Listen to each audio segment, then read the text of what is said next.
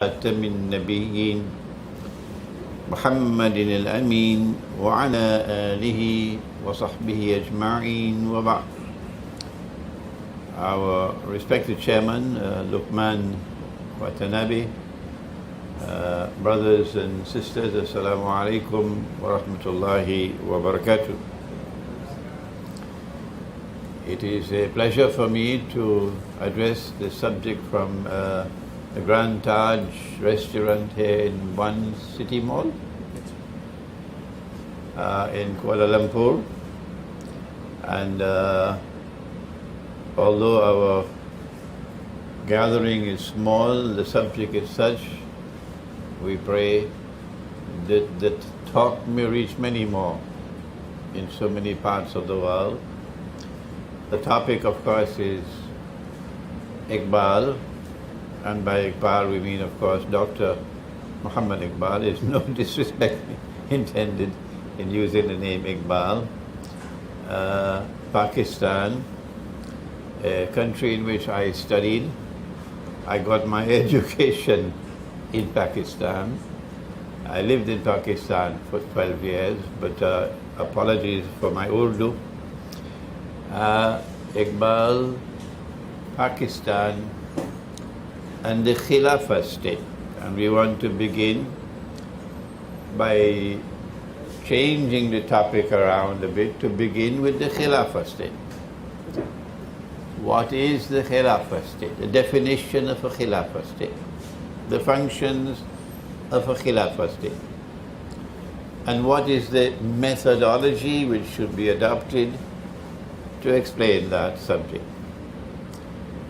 And then we proceed to Iqbal and what were his views concerning the Khilafah state. And we look at him in Urdu, in his poetry, and then we look at him in his English, in his books, in his lectures, statements. And then finally, we look at Pakistan. And we ask the question, the Islamic Republic of Pakistan, the three words there. What is a republic? What are the implications of Pakistan describing itself as a republic? And what are the implications of the use of the word Islamic? And we conclude, and we hope that there'll be no differences of opinion on this subject because the Qur'an is absolute truth,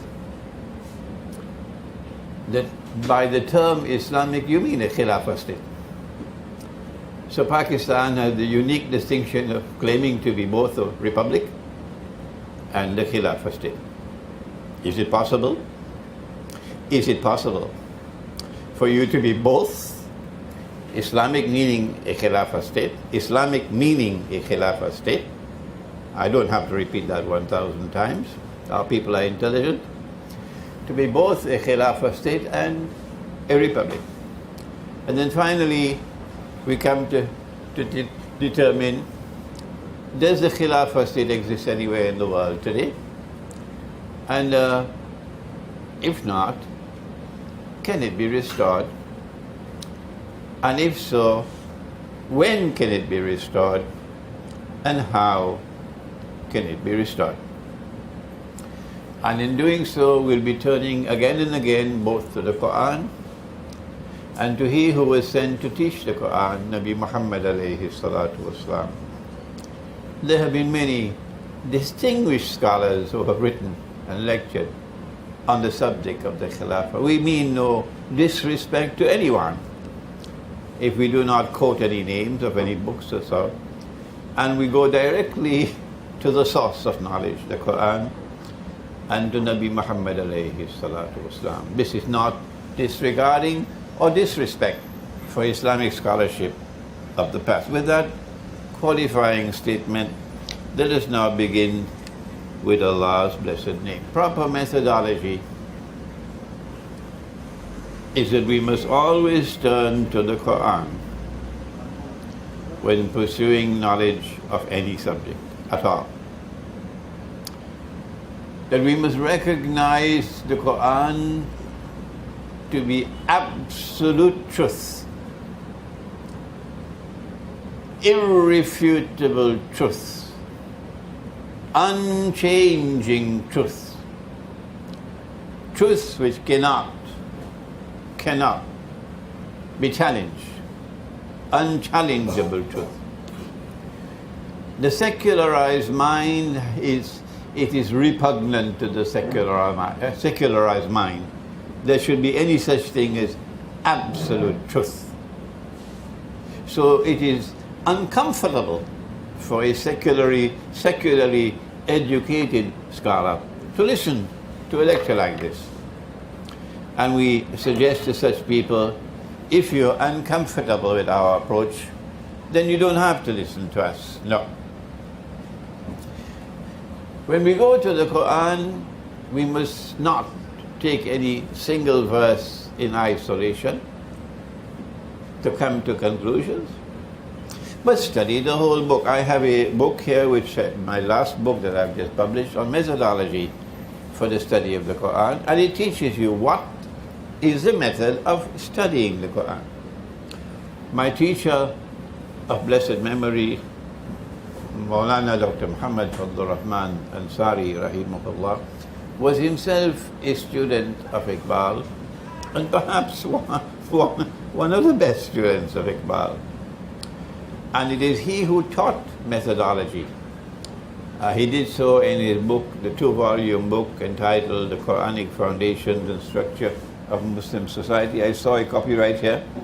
The Quranic Foundations and Structure of Muslim Society in 2 volumes. Thank you. By Maulana Dr. Muhammad Fadlur Rahman Ansari. It is from there we got methodology, how to study the Quran. He says you must go to the totality of the book, the whole book. You've got homework to do.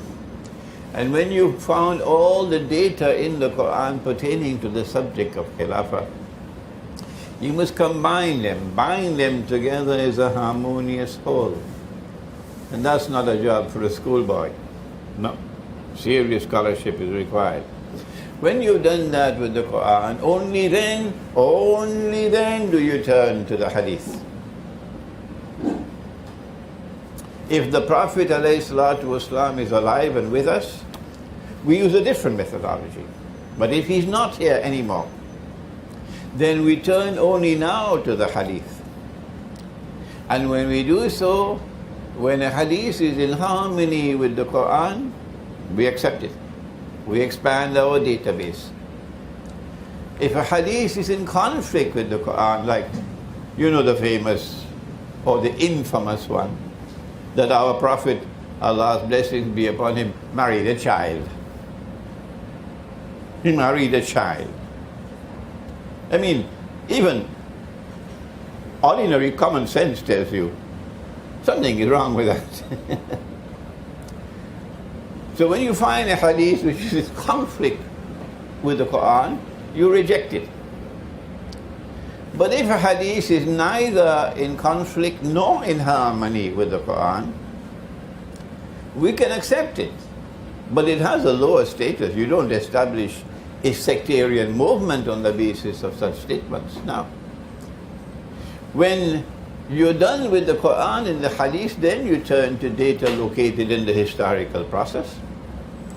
And you use this as your basic instrument for analyzing such data.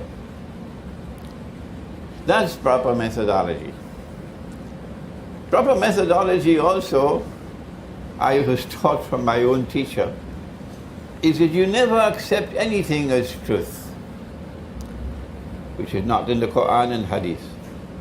You never accept anything as truth that Imran, for example, might say to you, until you're yourself convinced that it is correct. And so I often would say to my teacher, Maulana, I don't agree with you. And he would smile, because he knows.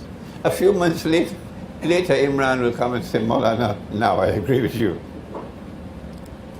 And there is no disrespect whatsoever in a student differing with his teacher. there is no disrespect whatsoever in a student saying about his teacher, you committed an error.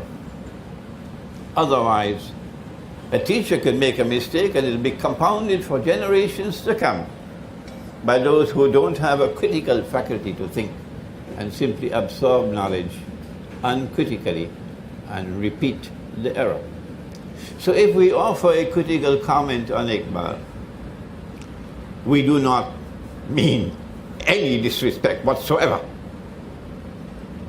And it will be very ungracious of critics to come at us with a dagger in their hands simply because we offer a critical comment on a great scholar. What is the Khilafah state? How important is it? In order to understand the Khilafah state, we've got to go to Awwalul Zaman, the beginning of history. At the very beginning of history, we find it on the first page. And it is located at the top of the first page of history.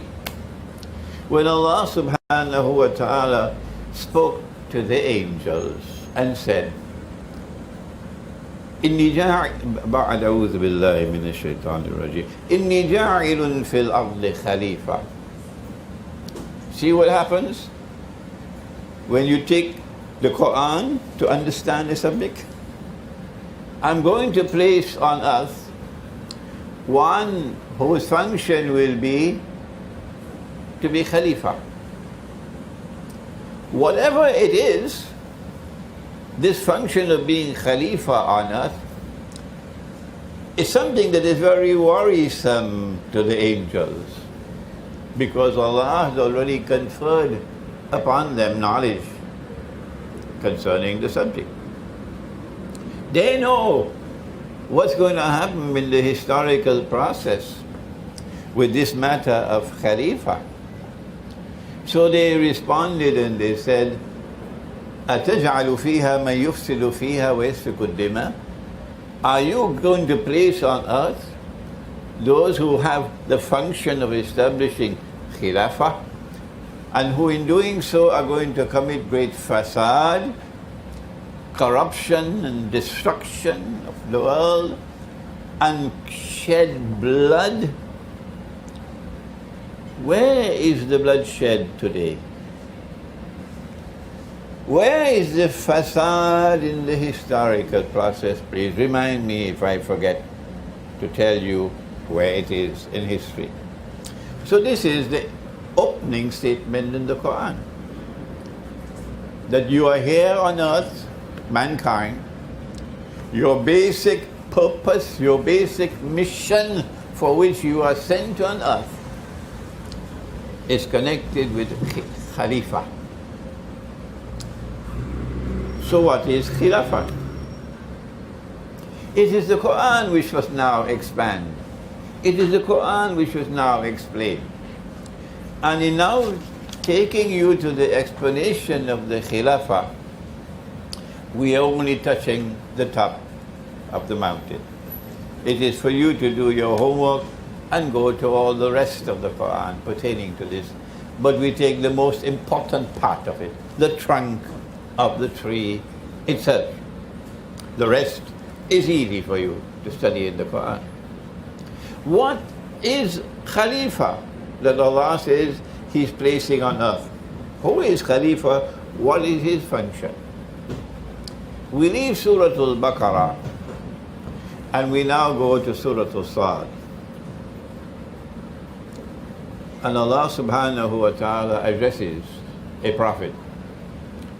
His name is Dawood alayhi salam. And this is what he says to him. Ya Dawood, inna ja'alnaka khalifatan fil ard. O Dawood, O David, we are establishing you on earth as Khalifa. Okay. Well, what are the implications? What are the functions? Here's the answer. فَحْكُمْ بين الناس بالحق. Don't forget these words, because we remember them in the grave. We remember them in the grave. Ya Dawood, we are placing you on earth, establishing you on earth as Khalifa, so that you might govern, so that you might rule, so that you might establish law on the basis of al-haq. So Khilafah is a state. Khilafah is a state in a territory in which there is governance. That's Khilafah. And in that state, governance is based on al-haq. Khilafah is a state in which there is rule over the people. The rule is based on truth. Khilafah is a state in which law is established, and the law is based on al-haq. From where does al-haq come? Is it from Punjab University or Quaid-e-Azam University? From where does al-haq come? Is it from CNN or Al Jazeera? Or does it come from Washington? Al-haq comes from Allah, whether they like it or whether they don't. It is difficult for the secularized mind to accept something like this. The truth comes from Allah. The truth is absolute. It doesn't change with every passing cloud.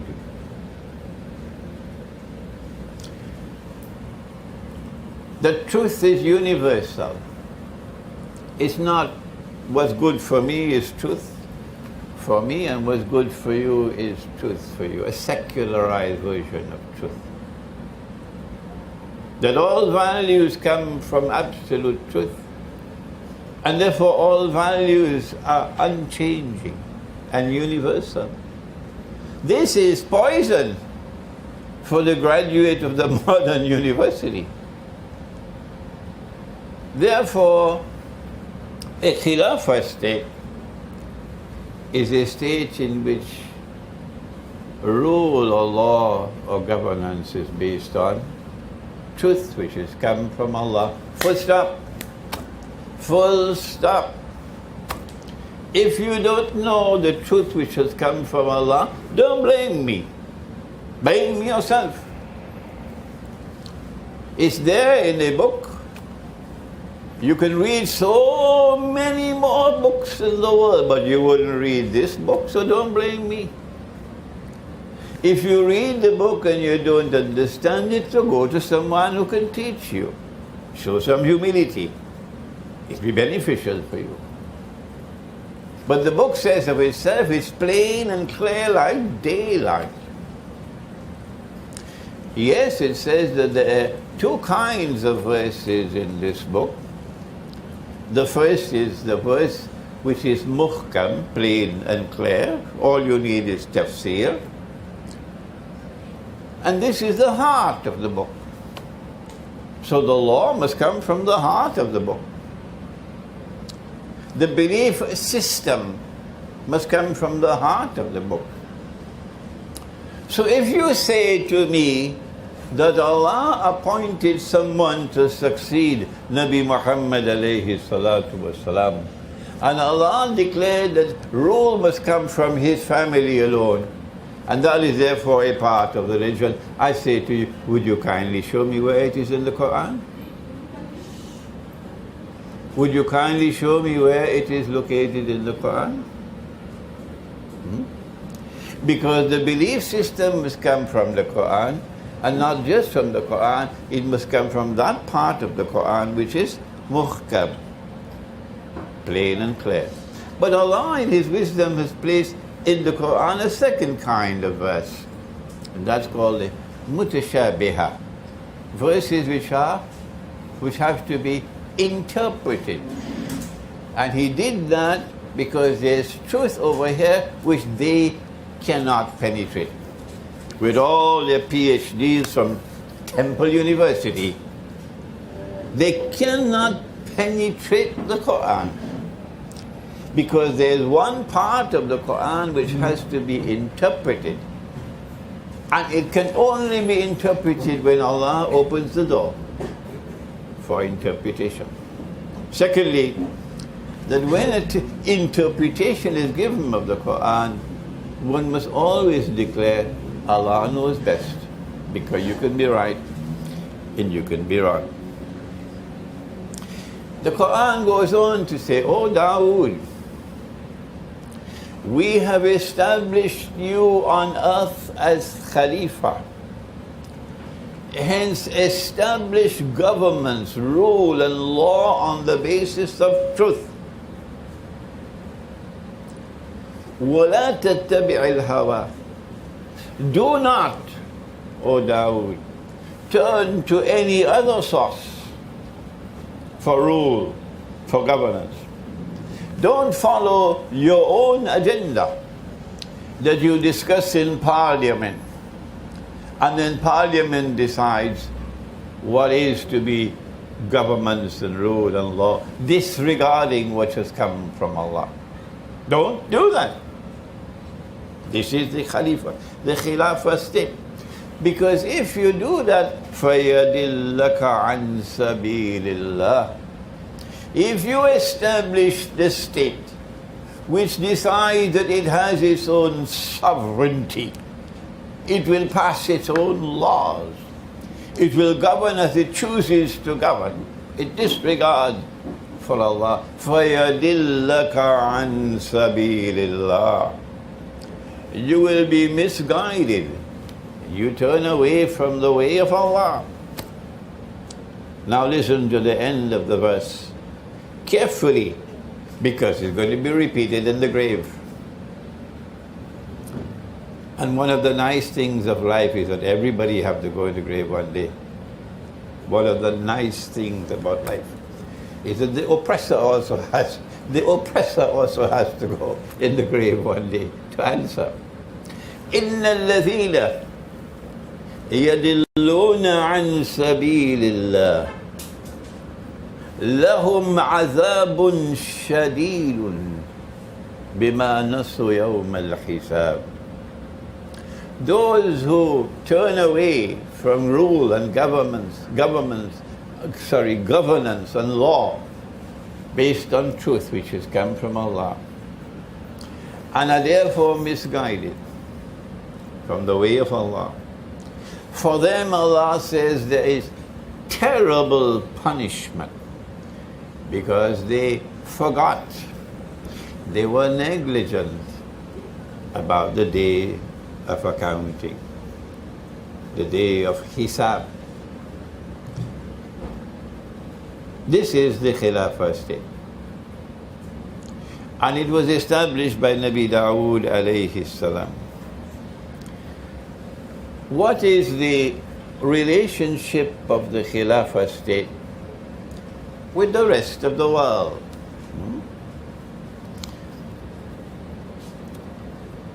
Or rather, what is Islam's conception of an international order?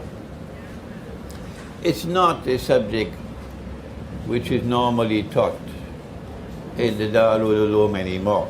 It used to be once upon a time, but now we've forgotten this subject. It's called Siyar. I know it because I'm a student of international relations. And as a student of international relations, I had to go to international relations in the Qur'an and the Hadith. And that's how I know the subject. Pax Islamica, or the Islamic conception of an international order. How does the Khilafah state relate with the rest of the world. We're just going to give you a little taste of the subject and move on. The world, before I do, let me mention some names. So your homework. The famous scholar, he was also Indian. It's remarkable. It's remarkable how Islamic scholarship in India excelled. His name was Dr. Muhammad Hamidullah, and he hailed from Hyderabad, Deccan, so he's my Hamwatan. Dr. Muhammad Hamidullah wrote a book entitled The Muslim Conduct of State. Pakistani diplomat. Once upon a time you had Pakistani diplomats who were scholars of Islam. His name was Dr. Afzal Iqbal. And he wrote a book entitled Diplomacy in Islam. But the one who is most important of all is the Saudi scholar. Afzal Iqbal is Pakistani. Muhammad Hamidullah is Indian from Hyderabad, Deccan. Abdul Hamid Abu Sulaiman is Saudi Arabia. And he wrote a book on Islam and international, his PhD thesis, Islam and International Relation. The world should be a world of salam. So says the Khilafah state. We want a world of peace and security. Did you hear anything about taking a sword and forcing all of mankind to become Muslim and other rubbish like that? Rubbish with a capital R? No.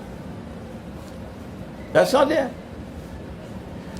The Khilafah state wants a world of salam. Allahu yad'u ila daris salam. A world of peace. A world of security, in which all of mankind, Muslims as well as non-Muslims, everybody have a chance to live in a state of peace and in security, not as what is happening in Yemen today. That is shameful. Poor, innocent Yemen. Not what is happening in Syria today. That is even more shameful. Not what is happening in so many other parts of the world, and our people are refugees. No. The Khilafah state wants a world which is a world of peace and of security.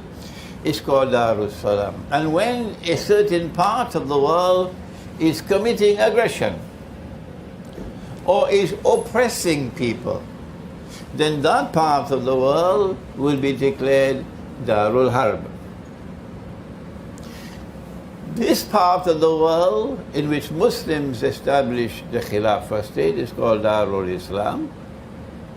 And with the rest of the world which lives with us in peace and mutual non-aggression, this is Darul Salam, a world of peace and security.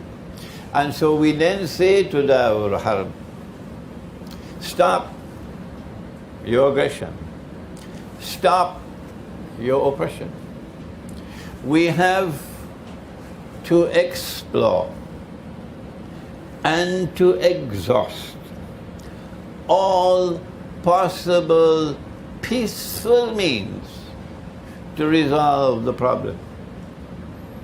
Only after we have explored and we have exhausted all possible peaceful means to resolve the problem, and provided that we have the force, the power to do so, we'll now come after you and we'll fight you. If we do not have the power, we'll have to show patience and make hijrah. But when we do have the power, we will use power, we will use force for the purpose of establishing peace and security on earth.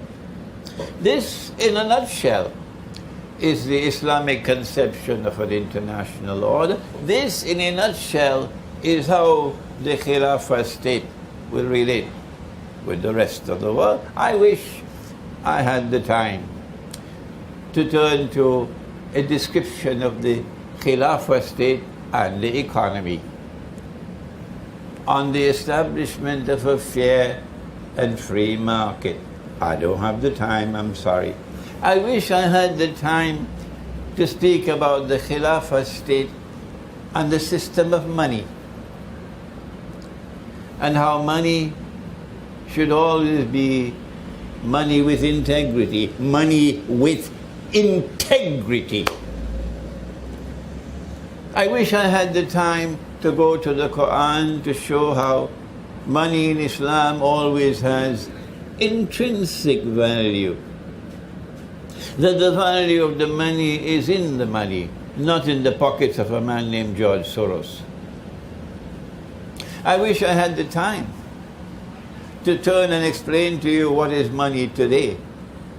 I have studied international monetary economics at 2 universities. I've studied it in the Quran, and I'm not talking out of my hat when I say that the money we are now using today is bogus. It's fraudulent. It's utterly haram. And if you can't find a mufti to say that, don't blame me. Blame mufti. Because I know my subject.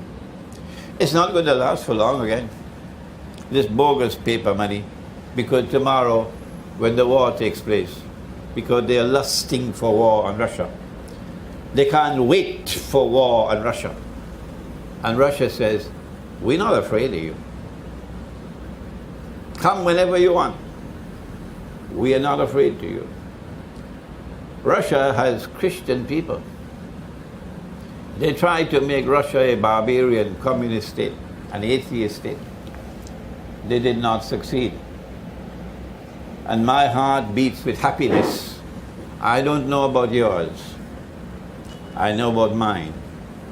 That Russia is returning to Orthodox Christianity. For me, that's something joyful. And that the Christian people in Russia, knowing that war is coming, knowing that it's going to be nuclear war, it will happen before the end of this month, it will happen next month. But those who are only eating biryani and going to sleep, they don't care. They don't care. Nuclear war is coming. It's a nuclear war that our Prophet has spoken about, sallallahu ta'ala alayhi wa sallam, and we, before I end, we'll return to that subject. They know that most of them will die. But are those Christian people afraid of death? Are they running away from death? Sheikh, tell me where to go that I can be safe. I'm getting all the emails now. No. We are proud and happy that an Orthodox Christian people are showing courage, that they're not afraid to die. And they're prepared to stand up and to face and resist the greatest oppressor that mankind has ever known, about whom the angels said, shall you place on us those who will commit fasad and shed blood?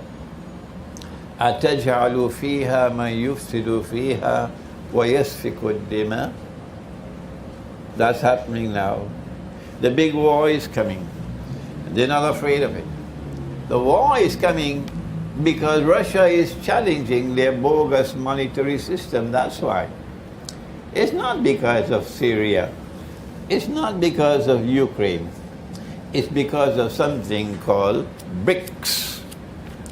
We don't have the policy, the time, to take you into a description of the Khilafah state on respect of its foreign policy, the economy, the market, the monetary system, and so on. But we do have to take a little time for at least one part of the subject before we move on. So please bear with me. The Qur'an speaks about two kinds of Christians. Two kinds of Christians. And be careful that you're not negligent with the Qur'an. Allah speaks in the Qur'an and says in Surah Al-Ma'idah,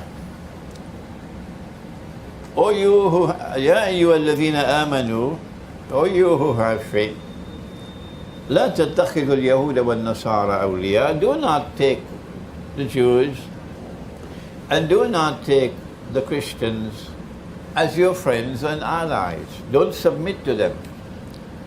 Don't pledge your loyalty to the British Crown. That's what they all did. I don't want to mention names because they're going to be very offended. They all pledged their loyalty to the British Crown in order to build a state called Pakistan. They all pledged their loyalty to the British Crown. Not just to the British Parliament or government, that's bad enough. It's worse than that. They pledged their loyalty to the British Crown, every single one of them, except some ulama of distinguished memory in India. Allah said, don't take the Jews and don't take the Christians as your friends and allies. Don't take them as your friends and allies. Is he talking about all Jews and all Christians? Only the schoolboy would say so. Proper methodology will easily lead you to the conclusion, no, Allah could not be talking about all Jews and all Christians, as we'll see in a moment. Well, then which Jews and which Christians? The answer is in the words which follow. بَعْدُهُمْ أَوْلِيَاءُ بَعْضٍ. Do not take such Jews, now listen carefully, do not take such Jews and do not take such Christians as your friends and allies, who themselves are friends and allies of each other. In other words, the Qur'an is anticipating something astonishing. The Christians accuse the Jews of the killing God himself. You can't do worse than that. The crucifixion. So to visualize or to anticipate a reconciliation, a rapprochement and friendship and alliance between a part of the Christian world and a part of the Jewish world is astonishing. And yet that is what Allah is saying is going to happen. When that Jewish-Christian alliance comes into being, listen carefully, the Qur'an was revealed more than 1,000 years before Iqbal was even born. When that Christian-Jewish, Judeo-Christian alliance comes into being, don't take them as your friends and allies. But Allah goes on to say, وَمَنْ يَتَوَلَّهُ مِنْكُمْ فَإِنَّهُ مِنْهُمْ. Whosoever from amongst you turn to them with friendship and alliance, belong to them. We no longer belong to us. Come sit over here, please. Yeah. Turn to sit here. Can you sit? Can you sit here? One more here. Make some room here. Don't, if you turn to them with friendship and alliance, you belong to them. You no longer belong to us. Come forward, come forward.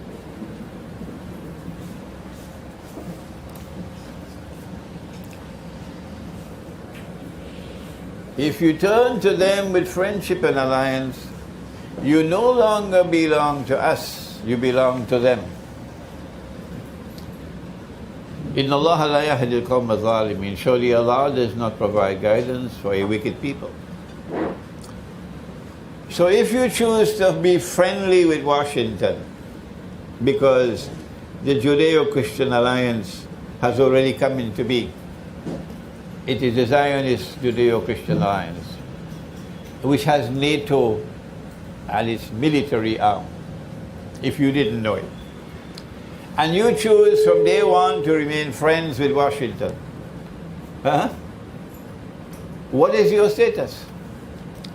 What is the status, I have to say, of a Saudi Arabia which has been a client state of the United States from the time that they took over that country, from the Ottomans. What is the status of all the other governments ruling over Muslims who are afraid to step out of the line? They have to put their toe on the line and obey what Washington says out of fear.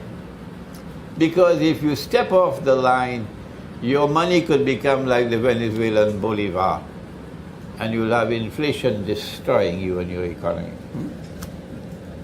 What is the status of the world of Islam today, which maintains friendly relations with Washington and London and Paris and Bonn and NATO and so on and so on and so on? Who created the United Nations organization? Was it Pakistan? Was it Egypt? Was it Bangladesh? Did the Arabs do it? Who created the International Monetary Fund? If you don't know it, then allow me, politely so, to tell you.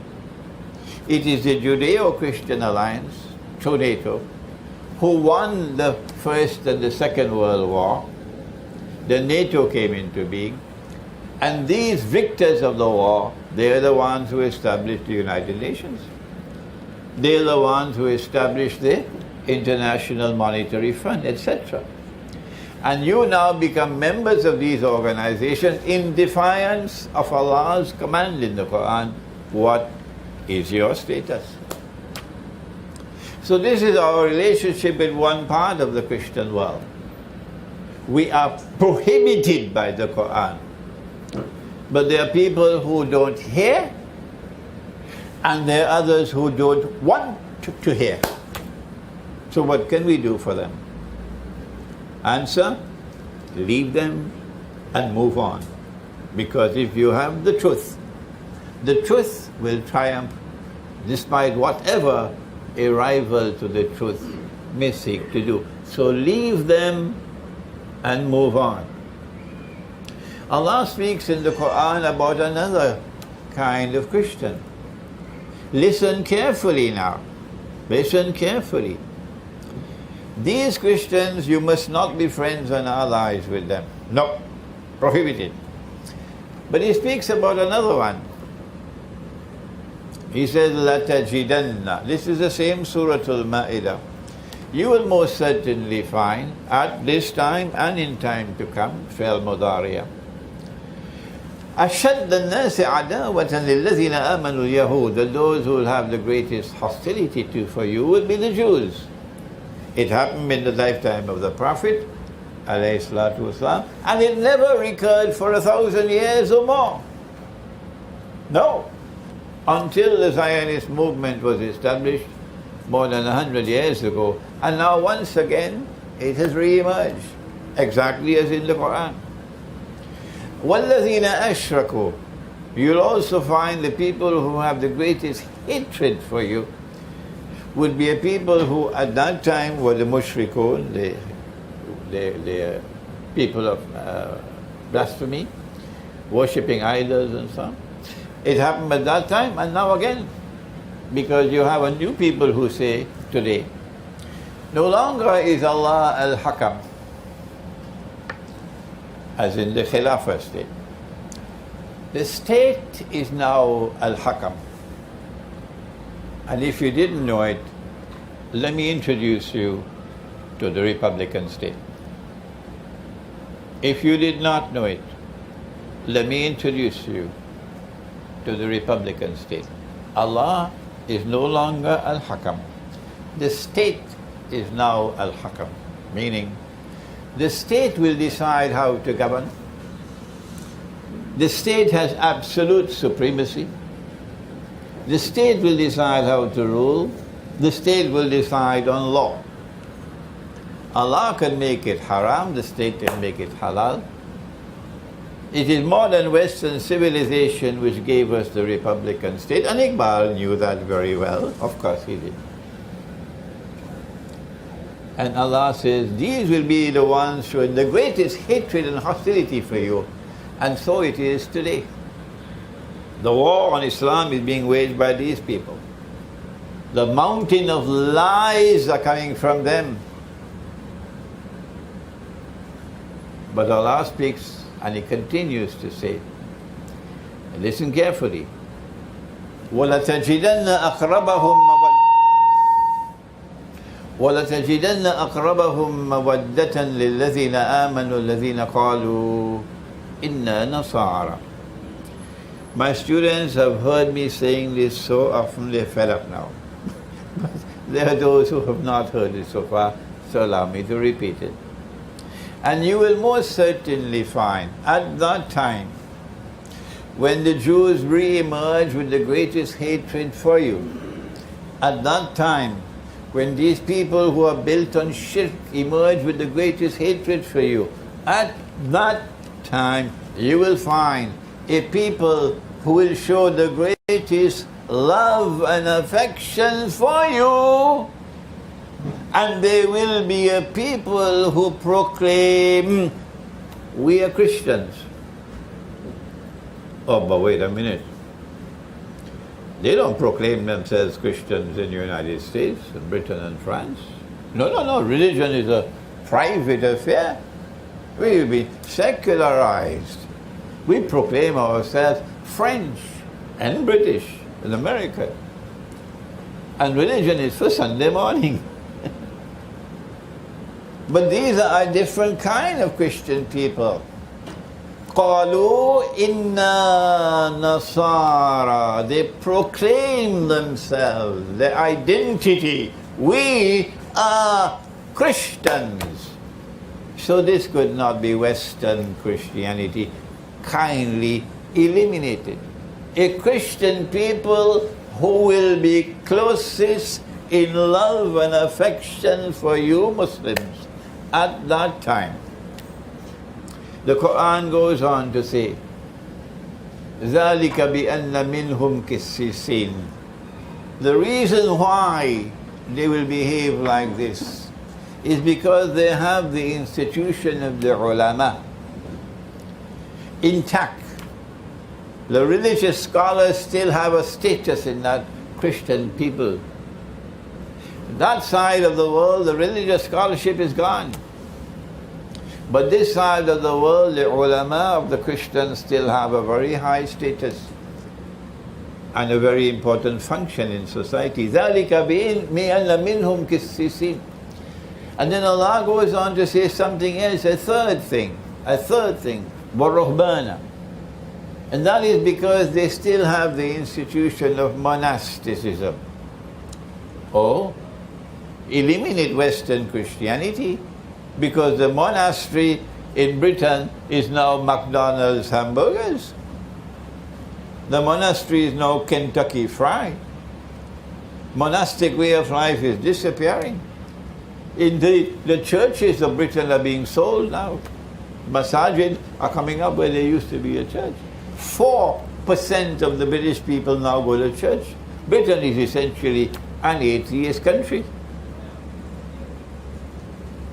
But these Christian people still have monasticism.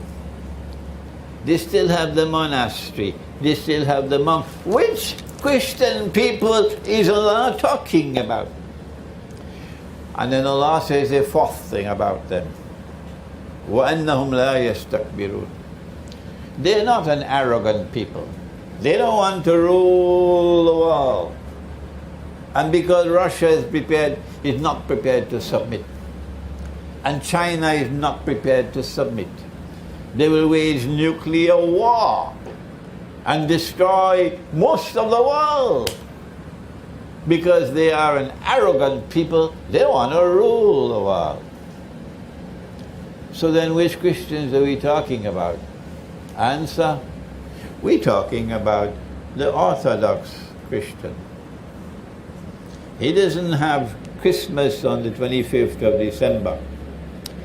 And he doesn't have a gentleman with a big white beard who flies to the sky on a reindeer, a fellow called Santa Claus, on the 25th of December. No. When you go to the Orthodox Christian church as when I went to Moscow, I found there were no chairs. None. It was like a masjid. Yes. An Orthodox Christian, I cannot mention his name, he's a prominent Christian, Russian military analyst and political analyst, is coming to visit me. I'm honored to have such an important man coming to visit me, to spend some time with me. And the man makes mention about dietary rules. These are our dietary rules.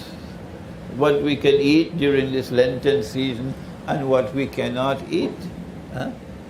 And hope that it will not cause any problems for Imran.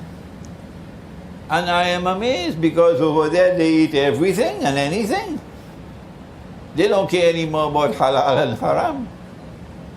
And so I share with you now, finally, that the Khilafah state would recognize the Orthodox Christian world, which today is led by Russia, that these are the people Allah is talking about in the Qur'an, that they will be closest in love and affection for you.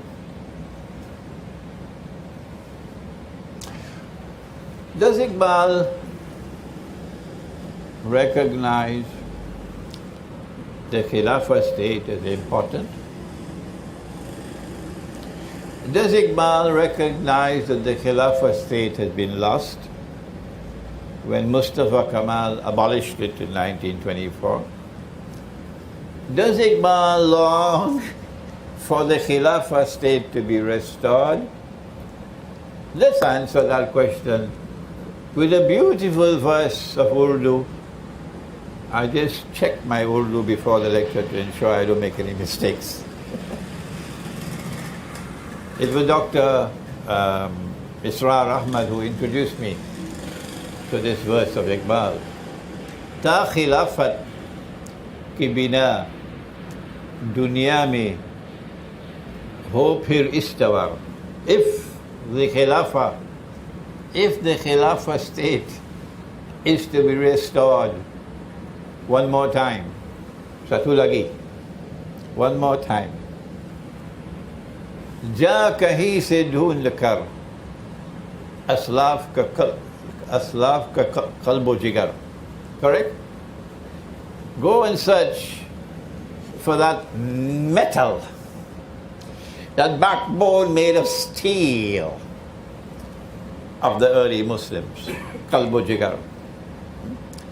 The backbone made of steel, the metal of irresistible courage, unflinching devotion, unshakable commitment to the cause. Go find such people if you want the Khilafah state to be restored.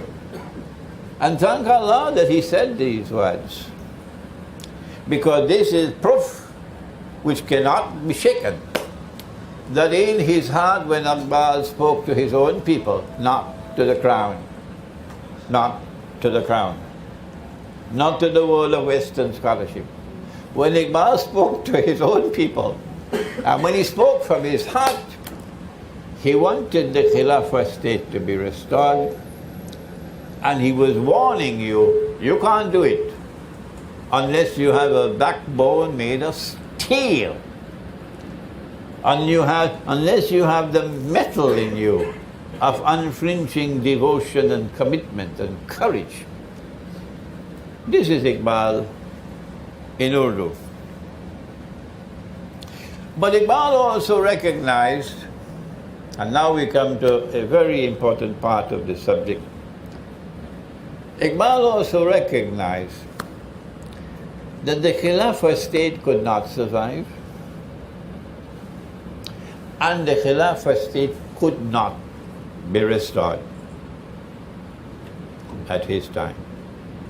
He never said so.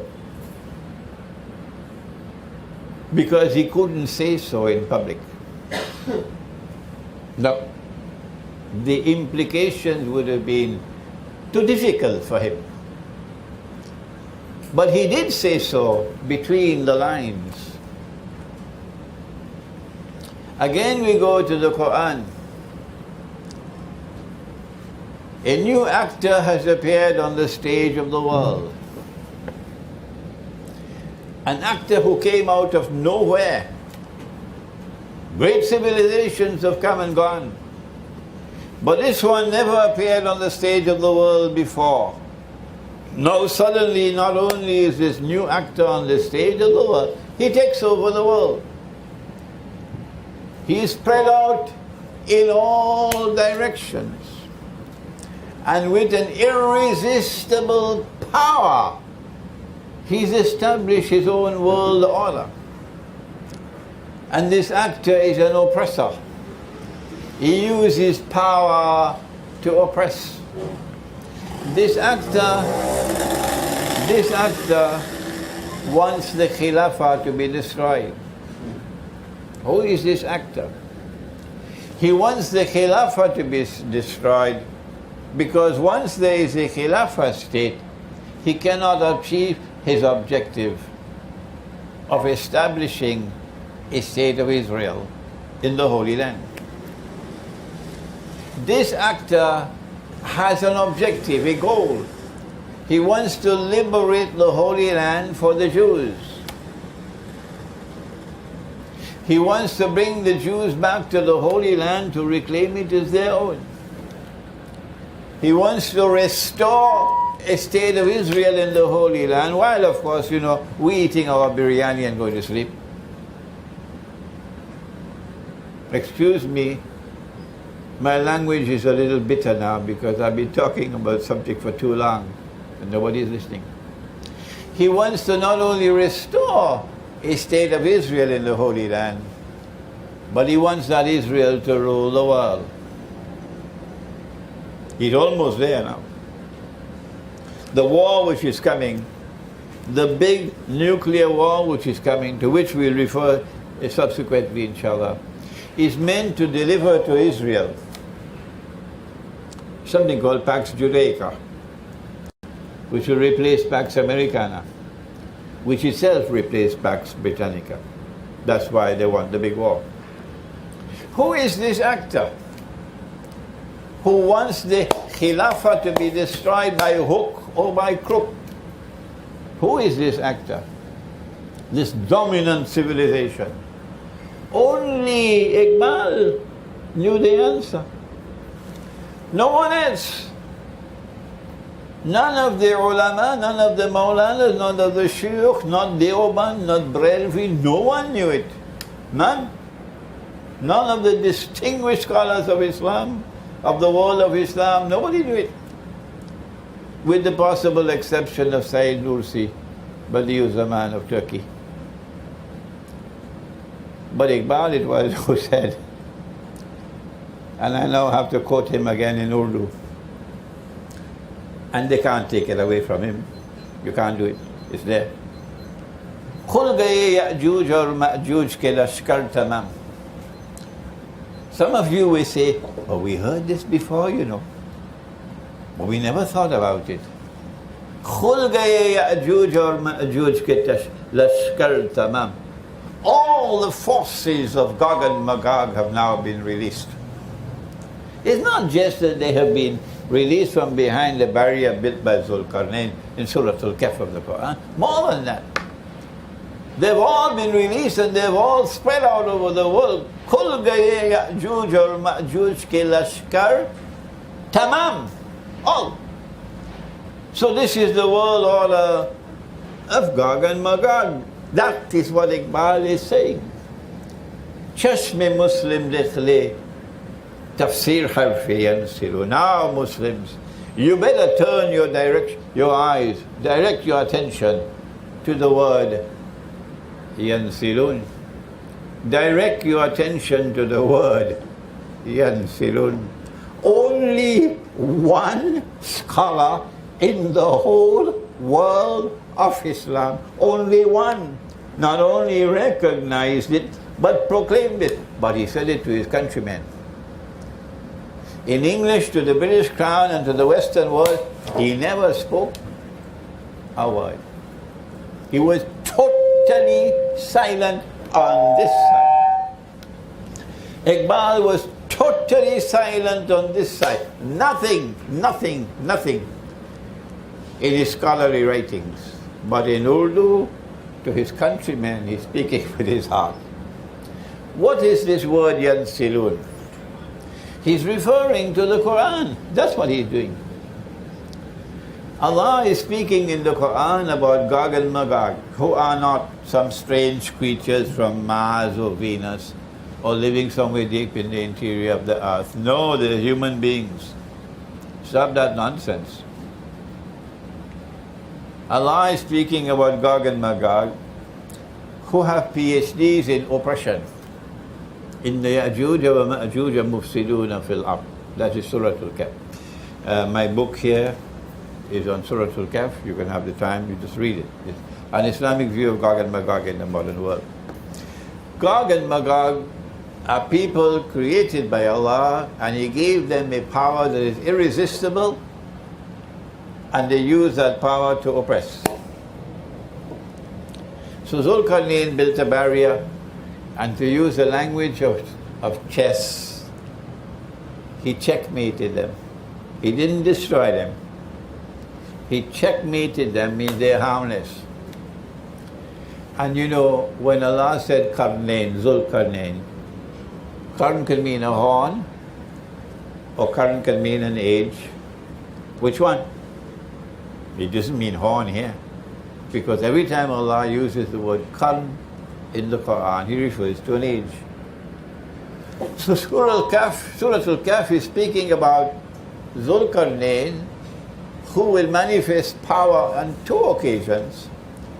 And on two occasions, he's going to checkmate Gog and Magog. The first time he did it by building a barrier. And we know where it was located. From the Quran, do your homework. Where is my book? Yes, this one. It was there in the Caucasus Mountains, the Black Sea. And Crimea commands the Black Sea.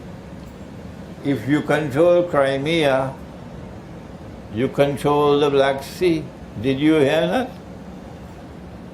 This is the first time. And Allah is saying there's a second time. Satu lagi. Ek baar aur.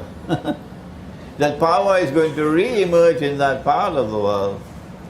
And that power is going to do the same thing it did the first time. It's going to checkmate them, and NATO can do nothing to stop it. Praise be to Allah, who allowed us to understand the Quran. They're going to be checkmated as they were the first time. Iqbal is speaking about that Gog and Magog. And in Surah Al-Anbiya, there are two verses which end with the word yansilun. Chashme Muslim dekhli tafsir harf yansilun. In Surah Al-Anbiya, Allah says, وَحَرَامٌ عَلَى قَرْيَةٍ أَهْلَكْنَاهَا أَنَّهُمْ لَا يَرْجِعُونَ.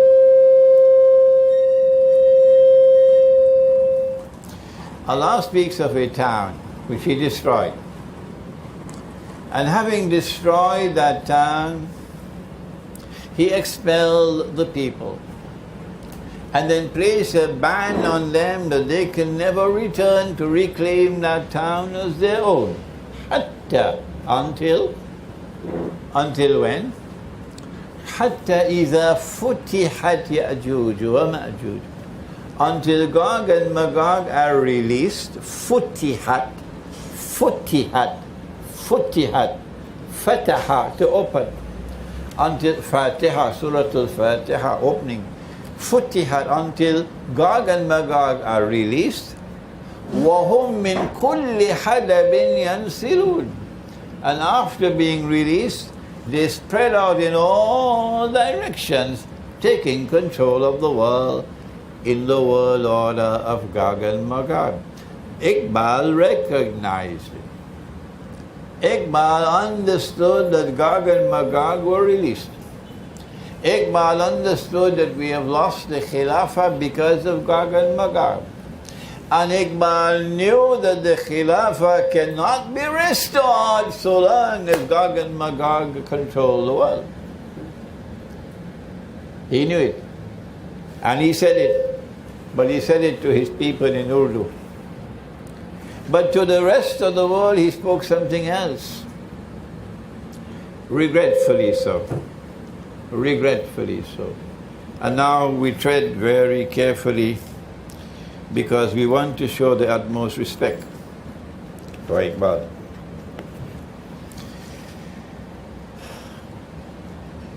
When he spoke to the English educated people, and the British government was listening, when he spoke and wrote in English, his response was different, regrettably so.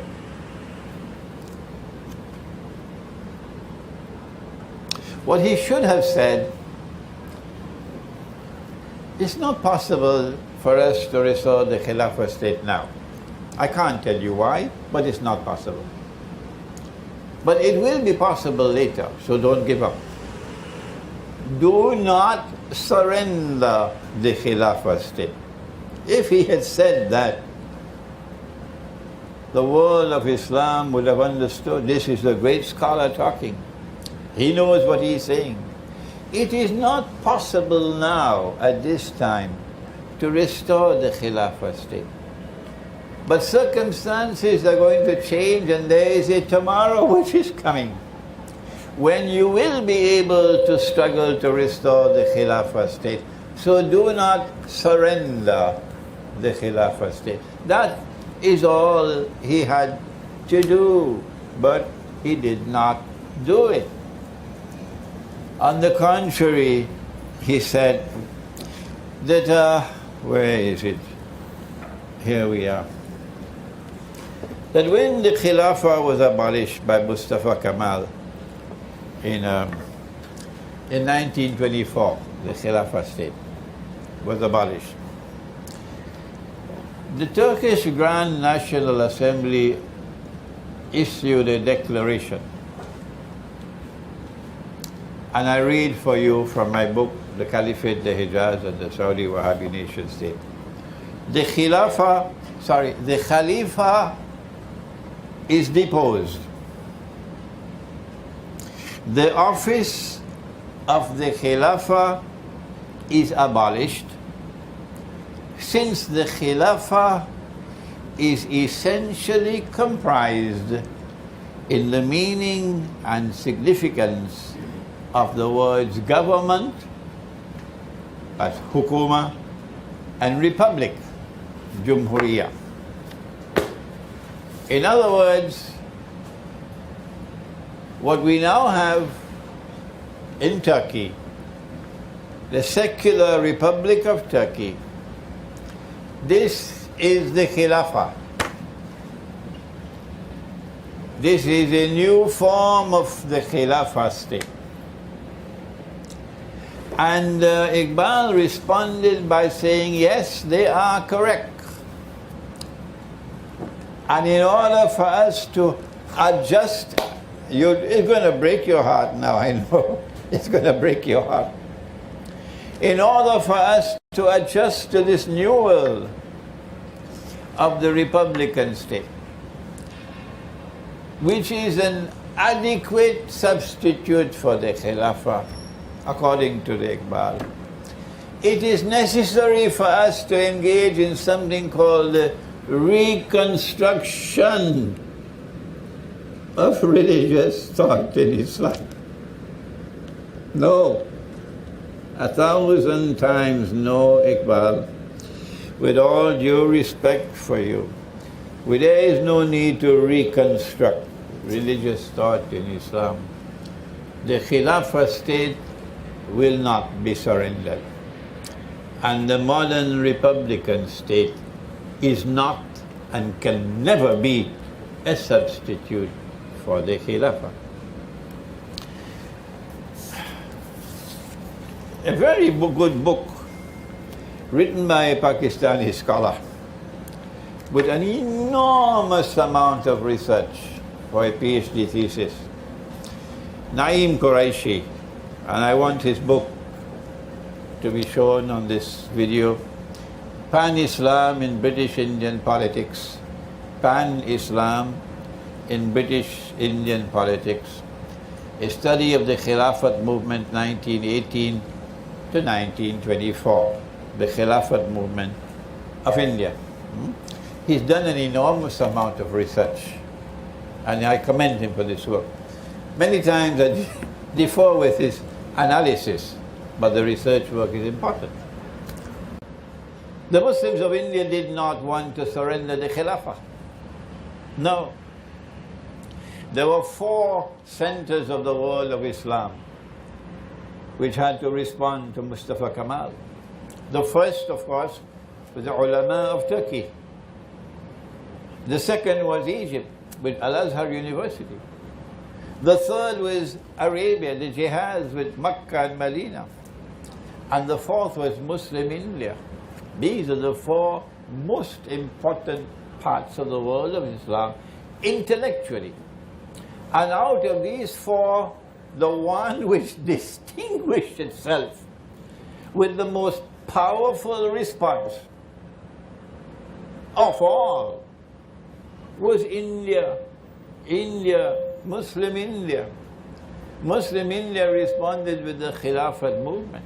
We do not have the time to analyze the weaknesses in the Khilafat movement, and there were significant weaknesses in it. Yes. Recognizing the Ottoman Khilafah as a valid Khilafah, and that is our Khalifa. Excuse me, sir, is this your Islam? Where the Khilafah state could take Christian boys and convert them to Islam by force? And if a Christian boy refused to become Muslim, you kill him? Is that your Islam? It's not mine. You pledge your allegiance to the Ottoman Islamic Khilafah? And that these Christian boys will now become the Janissaries, they're trained to become the elite fighting force of the Ottoman Empire. And so when the Ottoman army goes to wage a bogus jihad on the Orthodox Christians, the heart of the fighting force will be their own sons, to add fuel to the fire. And when you wage your bogus jihad on the innocent Orthodox Christians and you defeat them, you seize their women and make them slaves. Is that your Islam? It's not mine. It's not mine. And you never get married. The Ottoman Sultan and Khalifa never married. No, he had a stable full of women, like you have a stable filled with horses. These were the slave women with whom he cohabited. And he called them Milk al-Yamin. And with them he'll have children. But he'll never marry, so he never has a son. And from amongst these will come the new Sultan. So when the Ottoman army wages war on a Christian people, it's their own son who is the Khalifa. Is that your Islam? It's not mine. And when the Ottomans took the control of Constantinople in 1453, they took the most magnificent cathedral of the entire Orthodox Christian world, Hagia Sophia, and shamefully, sinfully converted it into a masjid. Is that your Islam? It's not mine. You can take that Islam and throw it into a garbage bin. That's not the Islam that came from Nabi Muhammad alayhi salatu wasalam. That's not the Islam that came from Umar radiallahu ta'ala anhu, who when the Christian patriarch in Jerusalem invited him to perform his salat in the Christian church, he said, no, it's a time of prayer, but I will not pray in the church. You go outside and pray. because I don't want it tomorrow to come when someone will come and take over this church and transform it into a masjid. This is my Islam, that is yours. And you pledge your allegiance, the whole of Muslim India, to that Khilafah. That's one of the big weaknesses of the Khilafah movement. What they should have concentrated on was the Khilafah state, not so much the Ottoman Khilafah.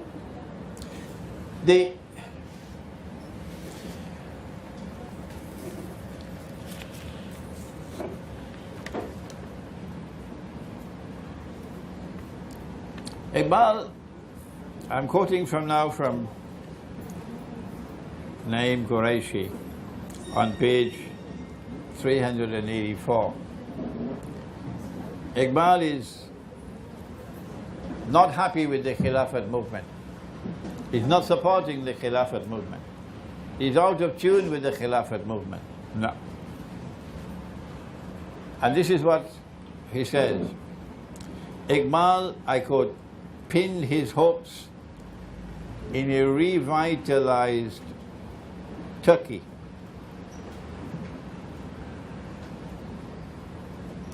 Which had, in his opinion, not only shaken off its dogmatic slumber, but had also passed from the ideal of a Khilafah state to the real, which is a Republican state, a transition which entails keen intellectual and moral struggle. No, Iqbal, you're wrong. Turkey alone, says Iqbal, among all the Muslim countries, had embarked on the way of creating new values. Therefore, the Turks were perfectly sound in their view that the institution of the Khilafah, as understood in the traditional juridical sense, was anachronistic, and that an elected assembly, which was suited to the need of the time, was not incompatible with the spirit of Islam and should replace the institution of the Khilafah. Parliament.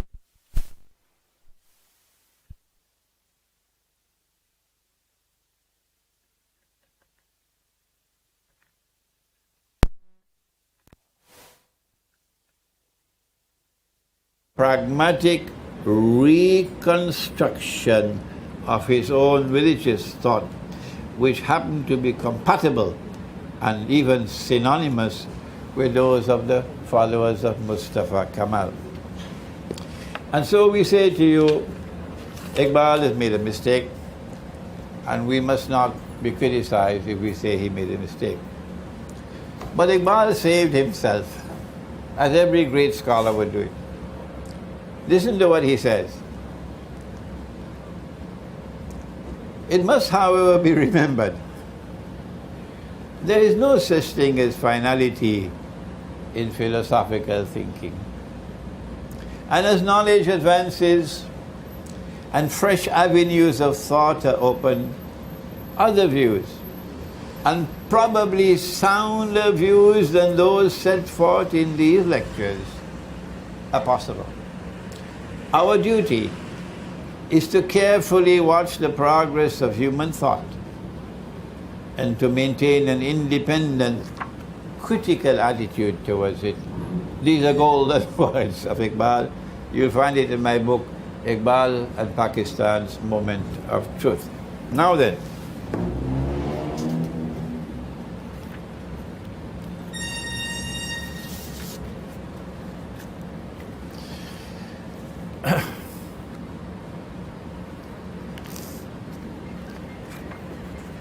is Pakistan a Khilafah state? Answer: Pakistan says of itself that it is a Republican state. That's the name of the country, Islamic Republic of Pakistan. So it is a Republican state. And the Republican state, by definition, is a state in which Allah is no longer Al-Hakam. So you can do all the kinds of acrobatics you want to do with your objectives resolution. All the acrobatics you want with your objectives resolution. A Republican state is by definition a state in which Allah is no longer Al-Hakam. You do not govern and rule on the basis of Al-Haq or truth, but rather it is the people who decide. That's a Republican state. But it also declares that it is an Islamic state. And there's only one way to interpret the word Islamic, that's all, only one. And that is that Pakistan is claiming that it is a Khilafah state. Full stop. Once you say you are an Islamic state, it implies that you're claiming to be a Khilafah state, full stop. You can't be a Khilafah state and also a Republican state. So someone has to solve this problem in Pakistan. You cannot be a Khilafah state and also a Republican state. Well then, what do we do? Answer, we have to recognize that Pakistan is a member of the United Nations organization and has remained comfortably a member of the United Nations organization from the day it was born. Ahmad Sukarno took Indonesia out of the United Nations, but no one ever in the history of Pakistan even raised the subject. So Pakistan has been comfortably a member of the United Nations organization from day one. And therefore, supreme authority does not lie with Allah. The Security Council of the United Nations, Article 25 and 26 of the Charter of the UN, if you want, you can go and check it out. They control power. If the United Nations give you an order to stand up, the Security Council, you got to stand up. Allah could tell you sit down, but if the Security Council says stand up, you have to stand up. That's a Republican state. Pakistan has been a member of the International Monetary Fund from day one. No one has ever shown any discomfort in Pakistan. None. No leader, no government, no party. If I'm wrong, kindly correct me. I'd be very happy to know. The International Monetary Fund says, Allah made this halal, but we are making it haram. That's there in the International Monetary Fund, the Articles of Agreement. Go check it out. Go and check it out. If you make haram what Allah made halal, it is shirk. And if you accept what they have done, you are now a part of the shirk. It is the one sin that Allah will never forgive if you die with that sin. Maybe this explains the hadith that you never hear anybody quoting, but is there in Sahih Bukhari. That on Judgment Day Allah will say to Adam alayhi salam, take out the people for Jahannam. And Adam alayhi salam will ask, how many are there, O Allah? And Allah subhanahu wa ta'ala would say to Adam alayhi salam, out of every 1,000, take 999 for Jahannam. It's only shirk which can explain that, nothing else. This hadith, what is it called now? Hadith which comes from Allah, what do you call it? Qudsi. Hadith al-Qudsi. It's actually sending a warning that there is going to be universal shirk in the world, so watch it. Pakistan is using the same bogus, fraudulent, utterly haram paper money, in consequence of which the masses are now miserably poor, while an elite drives around in expensive cars and live in luxurious villas and send their children to British and American universities, and they have a villa, yes, in Los Angeles, and they have another one in Miami, and oh yeah, because they're the shoeshine boys of those who use the monetary system to impoverish the masses. The Articles of Agreement of the International Monetary Fund make it haram to use gold as money. Even a schoolboy could understand. Even a schoolboy with the intellectual acumen of a schoolboy would be able to understand the reason why they made gold haram is because so long as you have gold in the market, their bogus monetary system cannot exist. Even a schoolboy could understand that. So is Pakistan a Khilafah state? The answer is no. Can Pakistan become a Khilafah state? For Iqbal, and only Iqbal, nobody else, it is possible for Pakistan to become a Khilafah state at a certain point in time. Only Iqbal, nobody else. Nobody else talks on the subject of Gag and Magog. We now come to the end of the lecture, that the moment in the historical process is approaching. And when that moment occurs, the backbone of Gog and Magog will begin to break.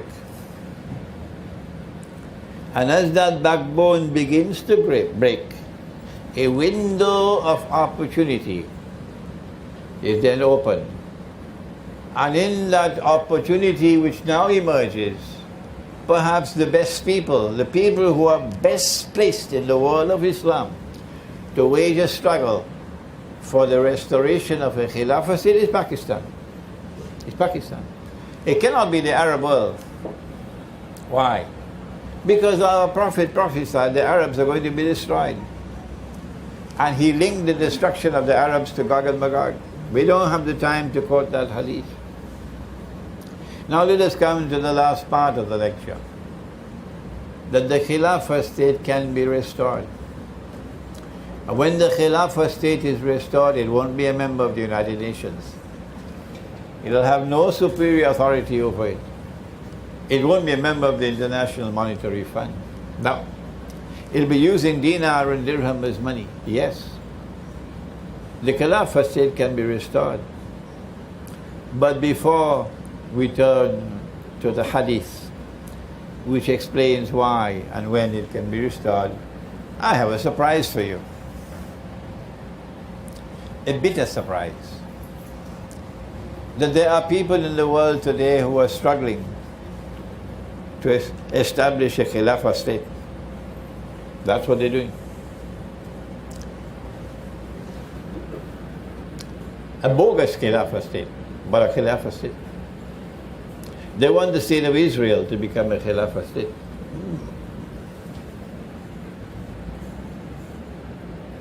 And when the angel said, remember, O Allah, you're putting mankind on the earth to establish the Khilafah? أَتَجْعَلُ فِيهَا مَنْ يُفْسِدُ فِيهَا وَيَسْفِكُ الدِّمَاءَ? Are you placing on earth those who will cause the historical process to be filled with fasad and bloodshed?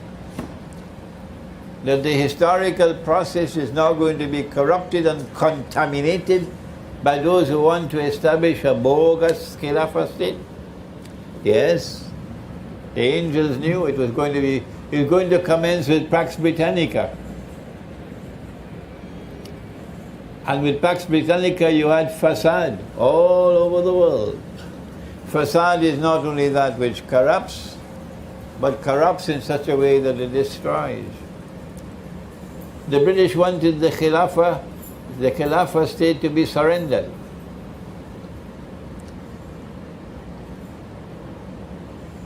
And in order to get the Khilafah state surrendered, they needed more than Mustafa Kemal. Because they knew the world of Islam cannot be hoodwinked forever by Mustafa Kemal. They knew that the surrender of the Khilafah state is not possible in the Arab world. So they turned to India. They turned to Muslim India.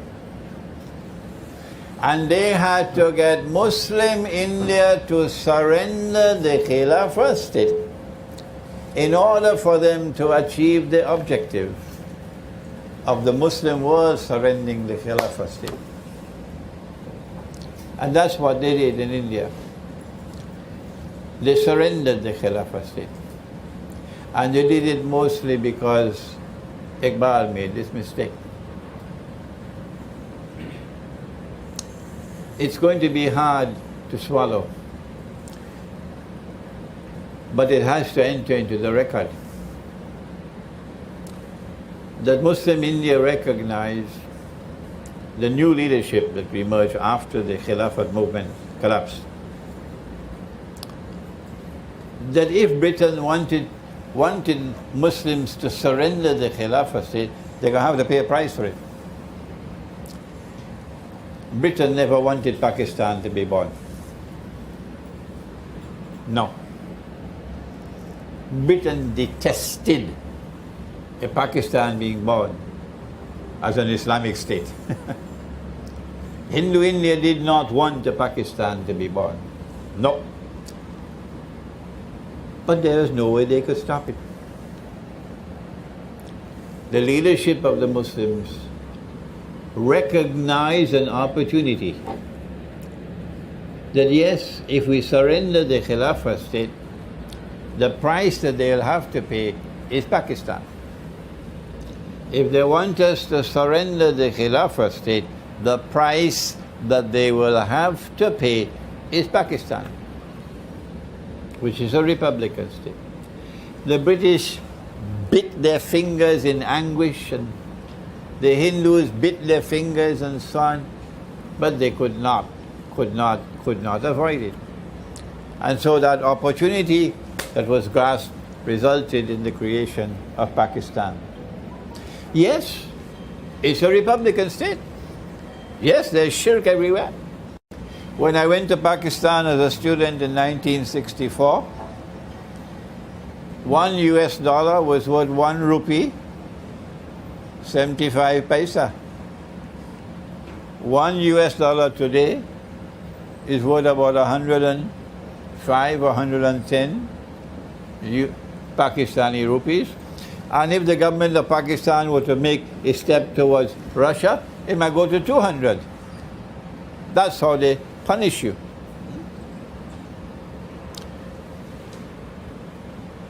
Pakistan was born, therefore, as a republican state, and the British had to concede it. Can this Pakistan become a Khilafah state? Is it possible for it to become a Khilafah state? Because of the way Muslims of India responded, I am of the opinion that when the war now takes place, the nuclear war which is coming, could come even before the US elections, because they're afraid of Trump, that a window of opportunity is now going to be opened, because there's going to be a crack in the backbone of Gog and Magog. And a movement can now be launched by those who, according to Iqbal, who have Chashme Musla, Doon Kar Aslaf Ko Kalbo Jigar. Go search for those who have that courage, that backbone made of steel of the early Muslims, if you want to restore the Khilafah state. Our Prophet said, Hadith is in the Sunan of Abi Dawood, and with this we'll end. He's talking about events in the historical process in Akhirul Zaman.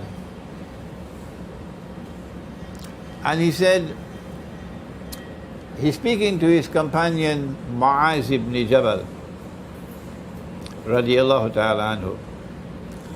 And he says to him, Mu'az, Umranu Bayt al-Maqdis Kharabu Yathrib. Wait until you see Jerusalem emerging built up, center stage in world affairs. And at that time, look to Medina. When you see Medina, Kharabu Yathrib, in a state of forlorn desolation. How you say that in Urdu? Forlorn desolation. Give me a nice Urdu expression.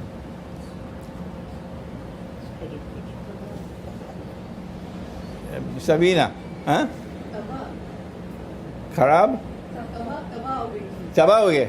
No, that's not adequate enough. Forlorn desolation. Huh? Abandoned. No, I want to get an Urdu expression because lots of people in Pakistan are going to be listening to this lecture. Okay, maybe Urdu doesn't have it. Umran Bayt al-Maqdis Kharabu Yathrib.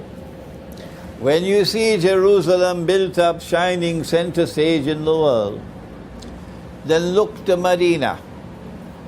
And when you see Medina in a state of forlorn desolation, Kharabu Yathrib, then Kharabu Yathrib Khurujul Malhama. Then look, because the next event that is going to come, major in the historical process, will be the Malhama. The Malhama. Has the Malhama occurred as yet? No. No. Where is the proof? No. Where is the proof? The Prophet ﷺ spoke about the Malhama when he said in the hadith of Sahih Bukhari that the river Euphrates will uncover a mountain of gold. And people will fight for that gold. But 99 out of every 100 who fight for that gold will be killed. Meaning, this will be a unique war in human history. A war like no war has ever been before, which would kill 99% of combatants. This is the Malhama. And everyone who fights for that goal would say, I will be the one who will survive. So when they enter that Malhama, they don't know who's going to win. Can you explain the Malhama? The Malhama is a great war, a great war, prophesied by Nabi Muhammad ﷺ, which will occur in Akhir Zaman, the end time. The Christians know it as Armageddon. Armageddon, a great war. I asked the question, has the Malhama occurred as yet? And I went to another hadith which throws light on the Malhama. That there will be a war in which 99% of all combatants will be killed. And I've said, no war in history has been like that. None. This is a unique war. Nor can this be conventional warfare. No. This has to be warfare using weapons of mass destruction, like nuclear weapons. And he said, no one will know who will survive, the one who will survive. But the Muslims must not touch that goal. Those who wish to wait for a mountain of the metal to come out of the river, a literal interpretation, have the right to do so. We've understood this as religious symbolism, and we have said this occurred in 1974, when an ocean of oil underneath the river began to function as a mountain of gold, and the petrodollar was born. But never accept Imran's opinion. No. Until you're convinced that he's correct. And so, the Malhama is now around the corner. But what happens after the Malhama? I believe we've settled the case that the Malhama has not as yet occurred, the one prophesied by Prophet Muhammad. We've settled that case. That Malhama is coming because Russia is challenging the mountain of gold. It's challenging with bricks.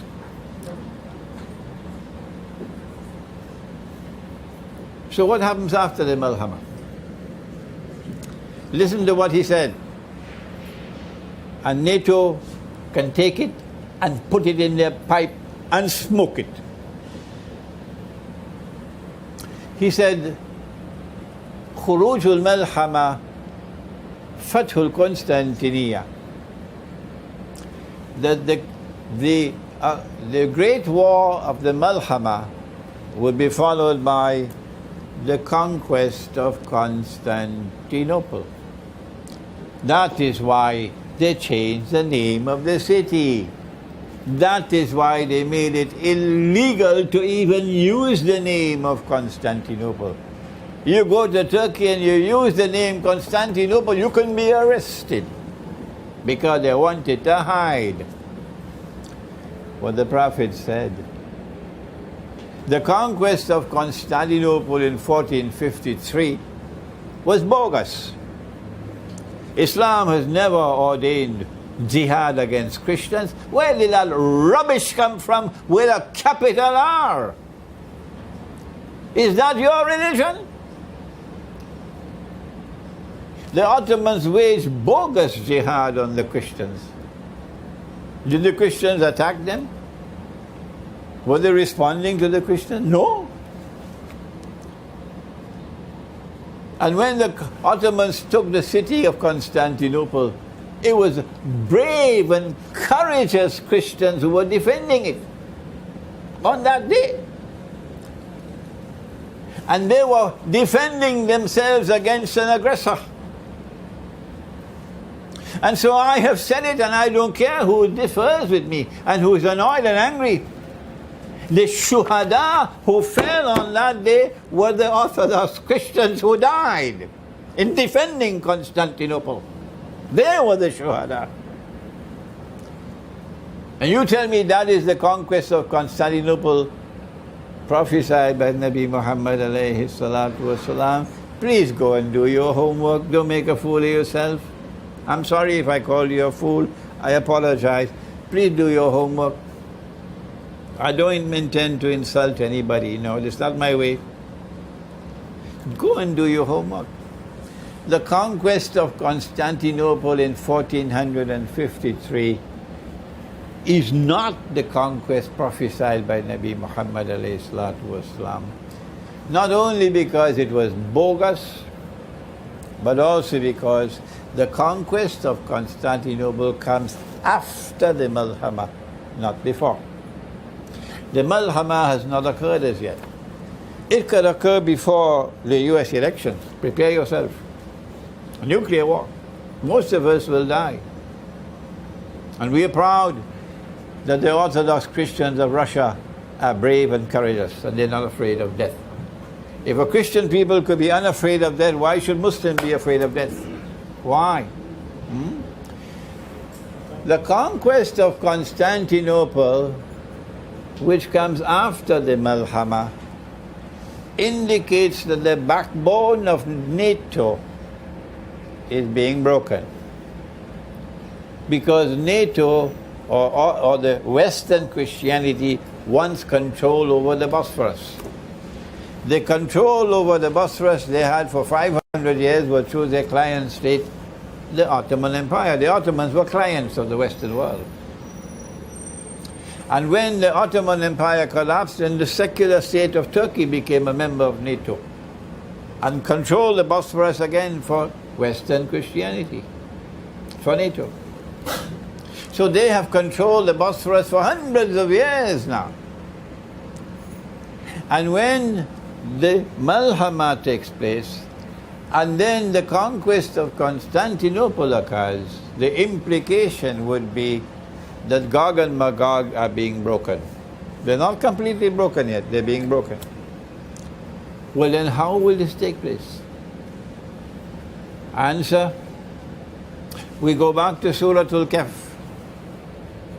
We go back to Qarnayn, Zulqarnain. Zulqarnain means 2 ages. In one age, Gog and Magog are checkmated. He built a barrier. But in the second age, Gog and Magog will again be checkmated. This is the Qur'an. NATO, you can take that and put it in your pipe and smoke it. Islamic eschatology is telling you that you're going to be checkmated. This is the Qur'an. And when Gog and Magog's back are being broken, the implication is that a window of opportunity is now opening. If Iqbal were alive, he would say to you, this is the time. The Muslims of Pakistan are perhaps the best placed in the world to launch a movement. As soon as the war begins, stop whatever you're doing. Forget about Brelvi and Deobandi fighting and all of this nonsense. All of this nonsense. Stop it. And all of the Muslims must now launch a movement for the restoration of a Khilafah state. Even if you don't succeed until Imam al-Mahdi comes, at least you're making an effort to do it. We pray that Allah subhanahu wa ta'ala may forgive us if we made any mistakes, that Allah subhanahu wa ta'ala might bless Dr. Iqbal for the greatness of his scholarship, forgive him for his mistakes, and grant that these words may be truths that will be accepted by Allah, and that Allah subhanahu wa ta'ala might bless those who now wage an effort to restore the Khilafah state. ربنا تقبل منا إنك أنت السميع العليم وتب علينا يا مولانا إنك أنت التواب الرحيم برحمتك يا أرحم الراحمين آمين.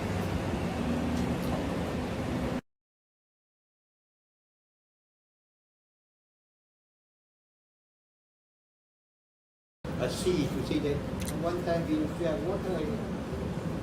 Yeah. What event is that? The question is, where do you locate the information about Gog and Magog going to a sea? A link of Gog and Magog with a sea, with a body of water.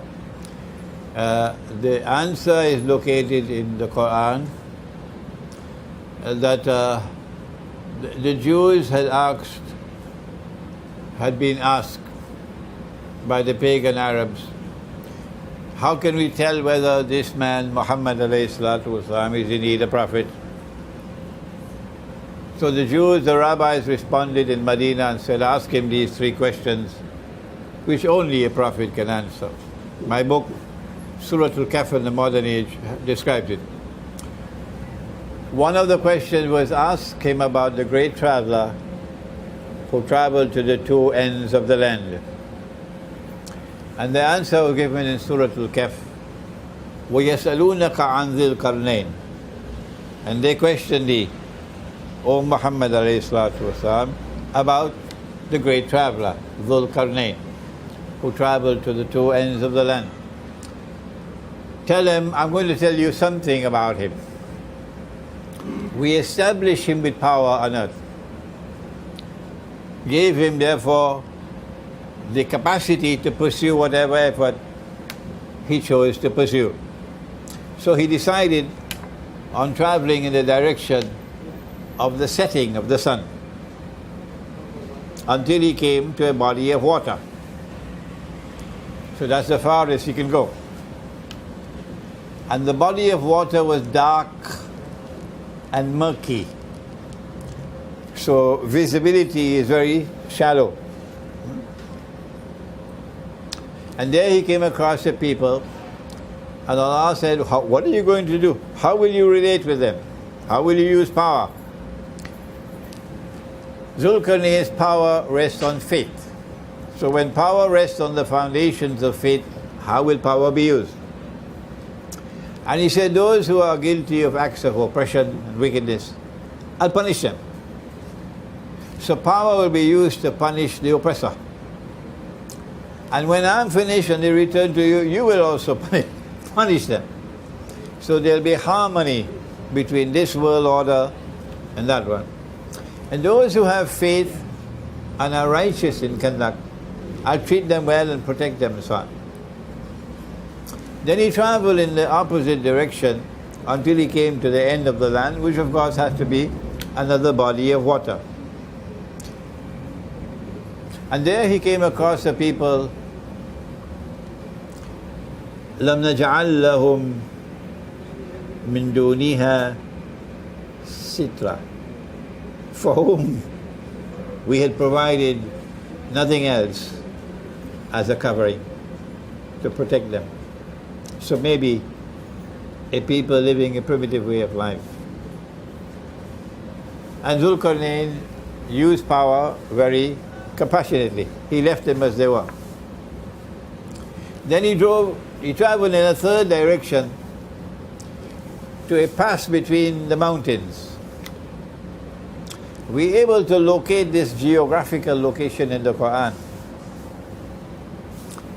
because we know that when he reached that pass between the mountains, it was there that he encountered Gog and Magog. There.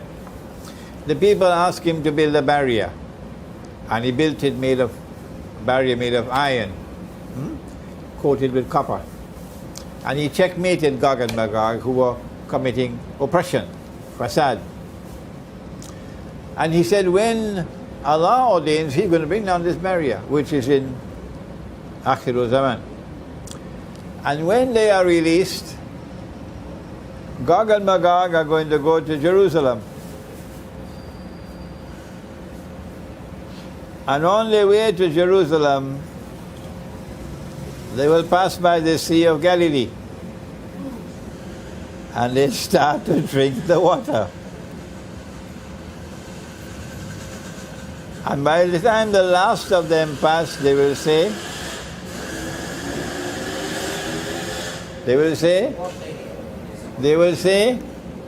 why are you afraid to say it? They will say, there used to be water here in the Sea of Galilee. The water level in the Sea of Galilee has gone down so low now that the little island just appeared last week, I think. The water level is going down. Gog and Magog therefore has to be coming from the north. If they're going to pass the Sea of Galilee on their way to Jerusalem, they're coming from the north. Are you following? This is geography. If you're going to pass by the Sea of Galilee on your way to Jerusalem, you're coming from the north. If you're coming from the north, look to the west where there is water. Only two bodies of water. One is the Mediterranean Sea, and the other is the Black Sea. Water level, the water in the Mediterranean Sea is so good you can see a couple meters below. But why is it called the Black Sea? Because that's what it is. It's a sea covered with algae, and you cannot see more than about 1 meter. That's why they call it the Black Sea. And the Qur'an is referring to the Black Sea. That when Zulkarnain traveled in the direction of the setting of the sun, west, he came to the Black Sea. And when he traveled in the direction of the rising of the sun, end of the land, he came to the Caspian Sea. And when he went on the third journey north, he came across the Caucasus Mountains. And in between the Caucasus Mountains, there was a pass called the Darial Gorge, and that is where he built the barrier made of steel, made of iron and coated with copper. And he said, when Allah ordains it, فَإِذَا جَاءَ وَعْدُ رَبِّ جَعَلَهُ دَكَّاءَ, Allah is going to bring it down. Okay? When will it be brought down? Nabi Muhammad ﷺ is asleep at the home of his wife Zainab, and he sees something in his sleep. It's a vision. It's terrible. He wakes up with his face flushed red. And he said, Wailul lil Arab, woe unto the Arabs, min sharrin qad iktaraba, because of a great evil which is now approaching. Then he raised his hands and put his finger like this. He said, today a hole has been made in the barrier. And so the release of Gog and Magog is now commencing. She asked, أَنُخْلَقُ وَفِينَا الصَّالِحُونَ? Will we Arabs be destroyed even though there are righteous amongst us? He said, Na'am. The Arabs are going to be destroyed even though there are righteous amongst them. So this is not destruction for punishment. No, destruction for another reason. That's why Nabi Ibrahim alayhi salam had the vision. He's going to sacrifice his son Ismail alayhi salam. The Arabs are the children of Ismail alayhi salam. That's the sacrifice. He said, the Arabs are going to destroy when? إِذَا كَثُرَ الْخَبَثِ, when rubbish prevails. The destruction of the Arabs will come. Amongst the rubbish in the world today, the one that smells the worst is paper money. Oh yeah. It is the instrument of exploitation, the instrument of enslavement of the people. And the Islamic Republic of the Islamic Republic of Iran, which proudly proclaims itself an Islamic Republic. 37 years have passed, and they still have the bogus, fraudulent, utterly haram Iranian rial. I went to Iran so many times, talked to them, can't get them to change. Finally, I met with one of the advisors of the Ayatollah Khamenei, Hassan Rahimpur. I went to meet with him in Mashhad, and I had to ask him a direct question to get an answer. I asked him, is it unjust? Is it exploitative? Is it oppressive, the monetary system? He said yes. I said, can I quote you? He said yes.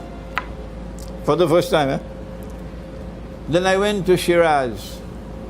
You know the famous poet Hafiz in Shiraz? And in Shiraz I met Ayatollah bin Azadi. And I asked Ayatollah, I said, Ayatollah, that's what Rahimpur said, that it is unjust, it is exploitative, it is oppressive. What do you say? He looked at me, he smiled. He said, this is the root of all evil in Iran. The monetary system.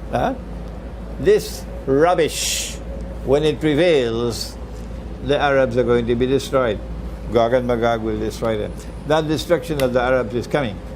This is why I have said, if the Khilafah state is to be restored, the non-Arabs will have to do it.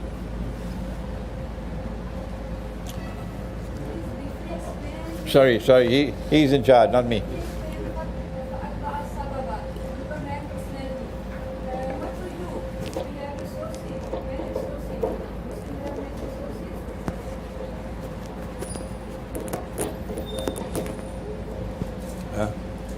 Answer her? Yes. What's the question?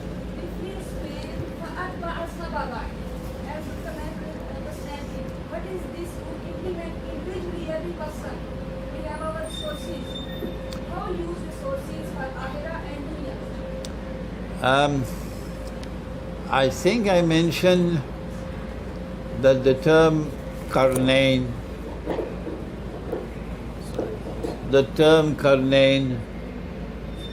can either mean two horns or two ages. Did I not? I did? Yes. Yeah, I did. Good. And I said that we cannot use the name Qarnayn to mean two horns. Why? Because Allah has never used the word Qarn in the Qur'an to mean horn.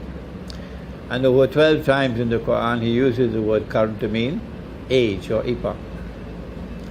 And therefore I concluded that Zulqarnain implies power which will impact on the historical process,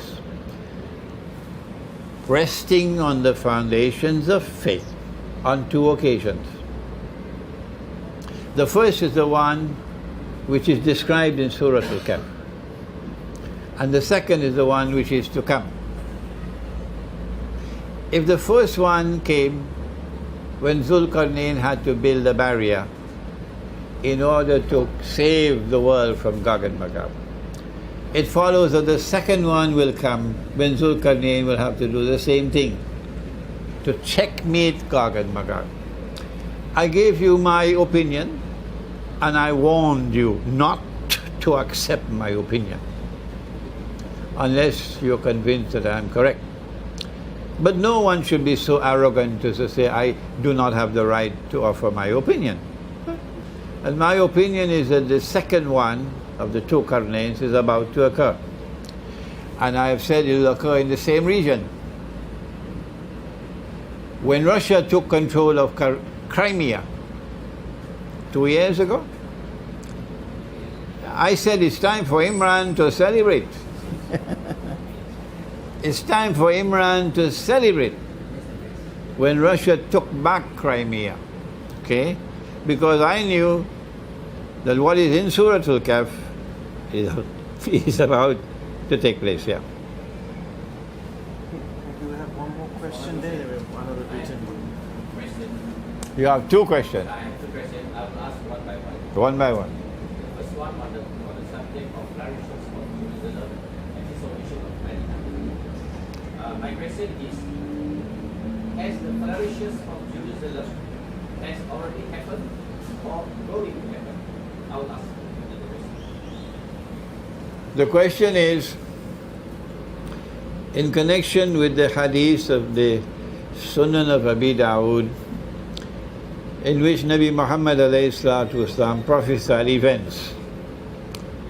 One was the state of Jerusalem is flourishing, built up, and the second of Medina is kharab, and the third would be the Malhama or the Great War.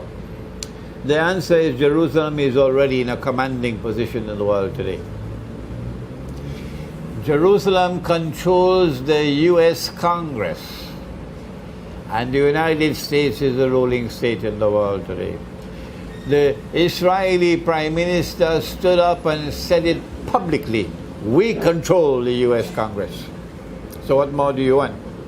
This means that Jerusalem is already in a commanding position in the world stage. As for Medina being in forlorn desolation, everybody can see that. Yes, this has already occurred. Next question. So, as you said, now the Malhama is around the corner. Does the World War II? The third event, in my opinion, is about to occur, and that is the Malhama or the Great War. And I am not the only one. Oh no. There are analysts around the world, many analysts around the world, who are all saying the same thing, that world war is around the corner. The only people who seem to be, excuse me, please excuse me, because my bitterness inside of me is too great now. My frustration is too much now. The only people who seem to be content with eating biryani and going home and sleep are the scholars of Islam. Just before your question, we have one that was submitted in writing. Perhaps the audience.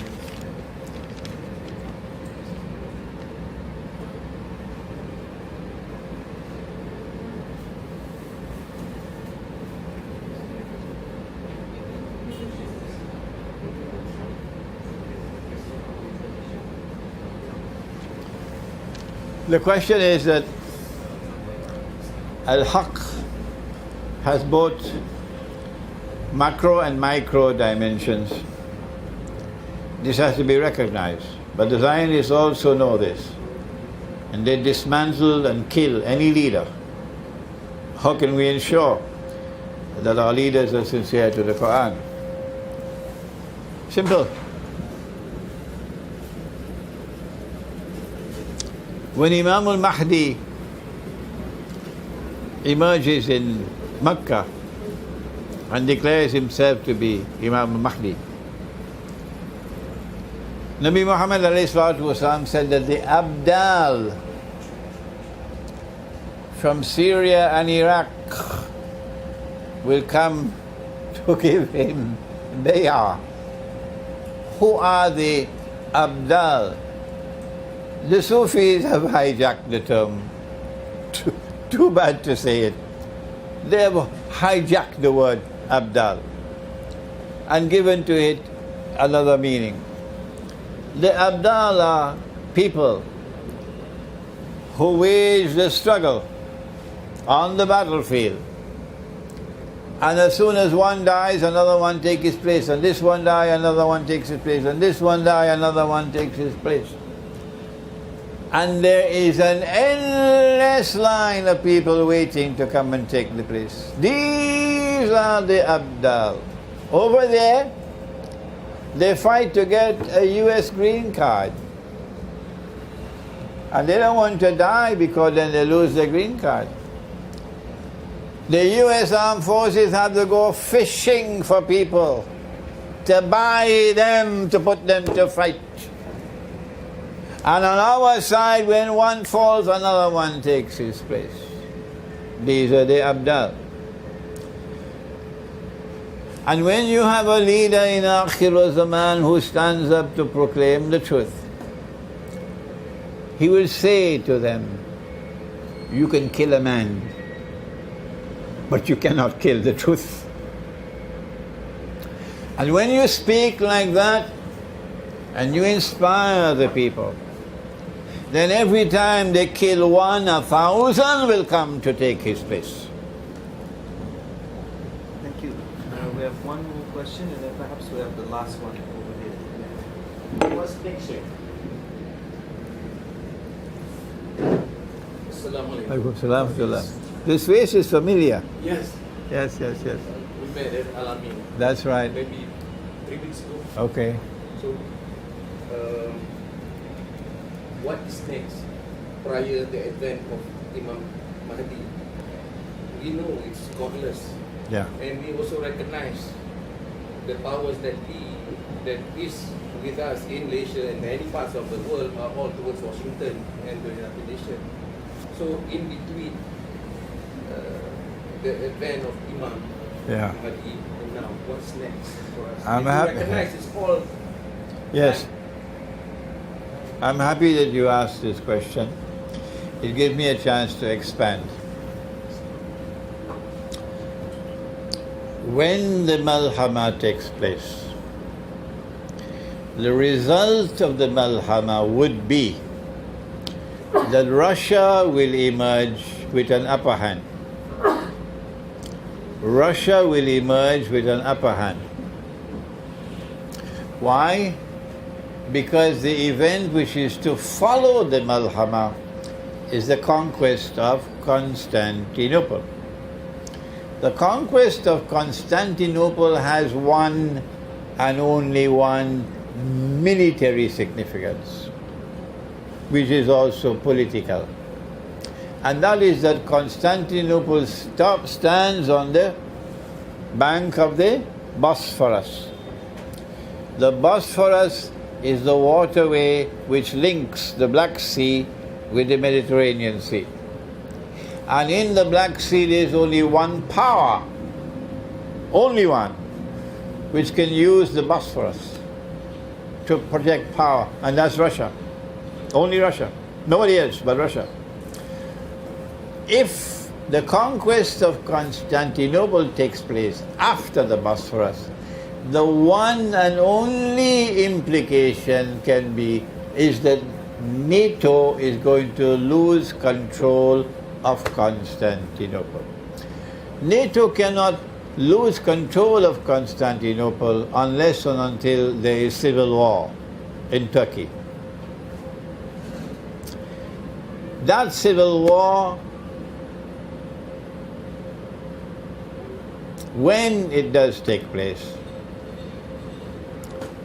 must attract the forces of Islam around the world. All those who are in opposition to the oppressor, and everybody knows who's the oppressor.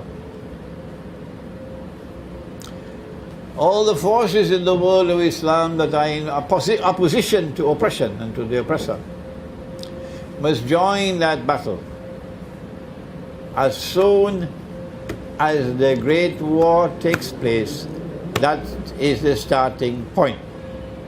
To make your way by whatever means you can to join the battle to liberate Constantinople.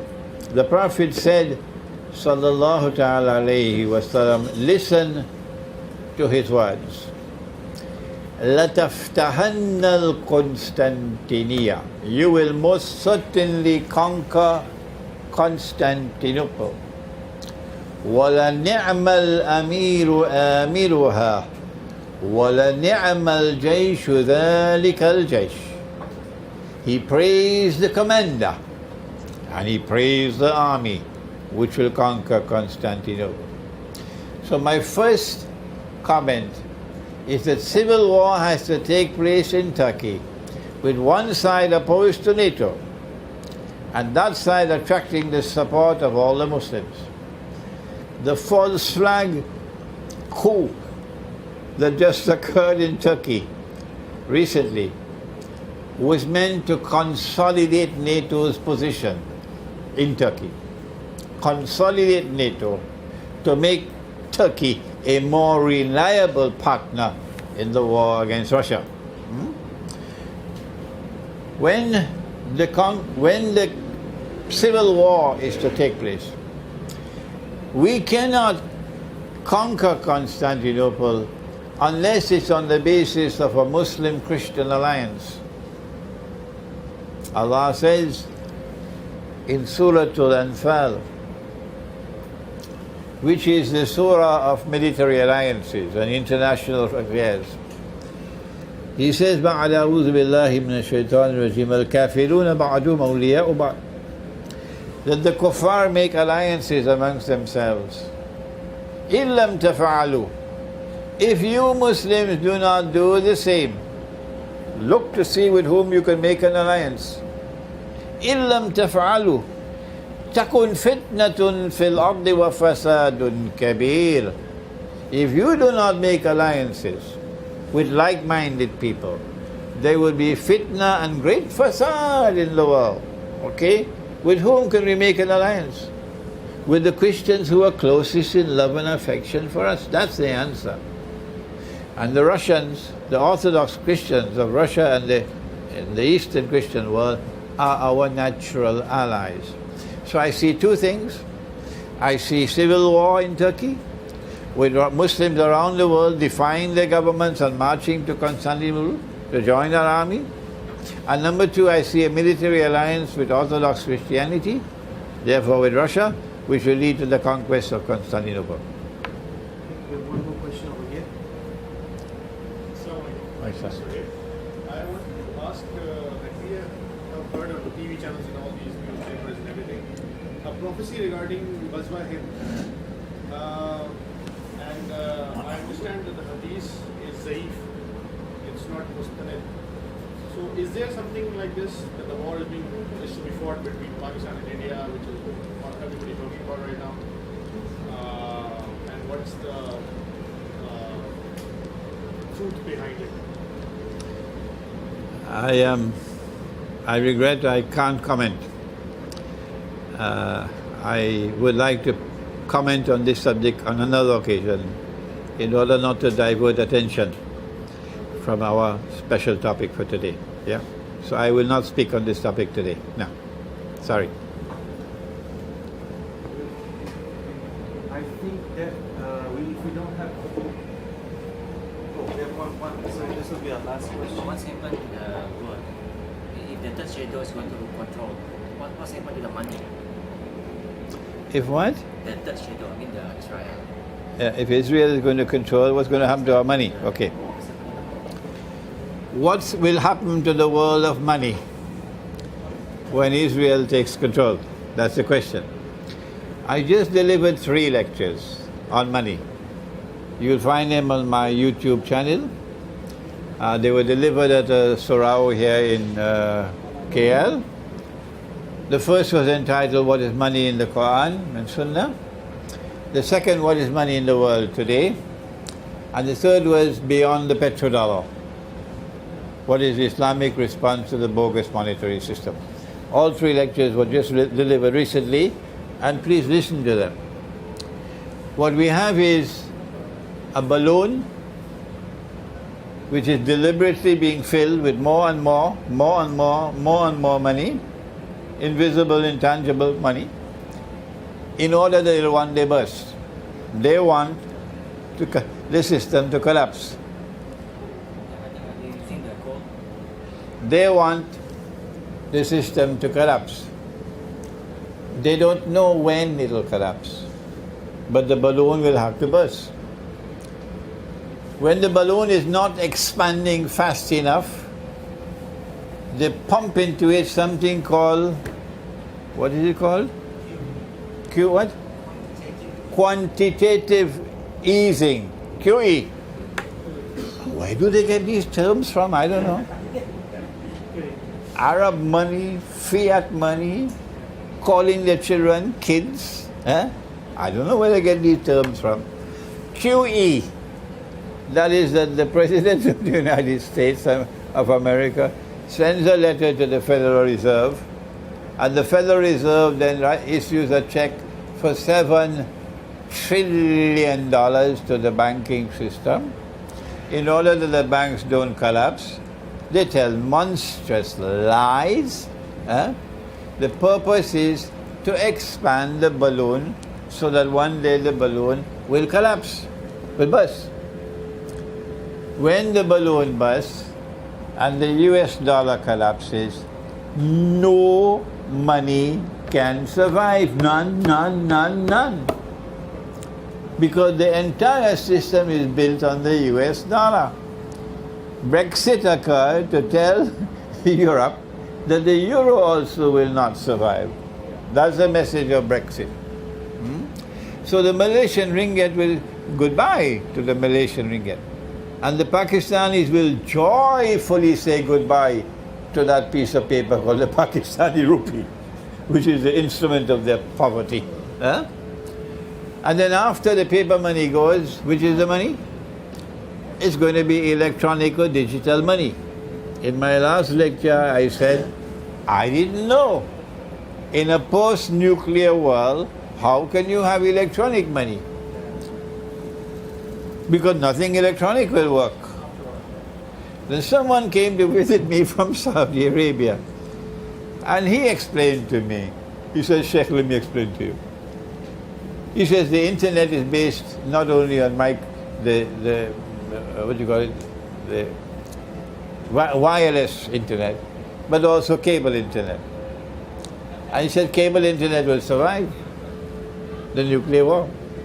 And with the cable internet, the banking system can survive.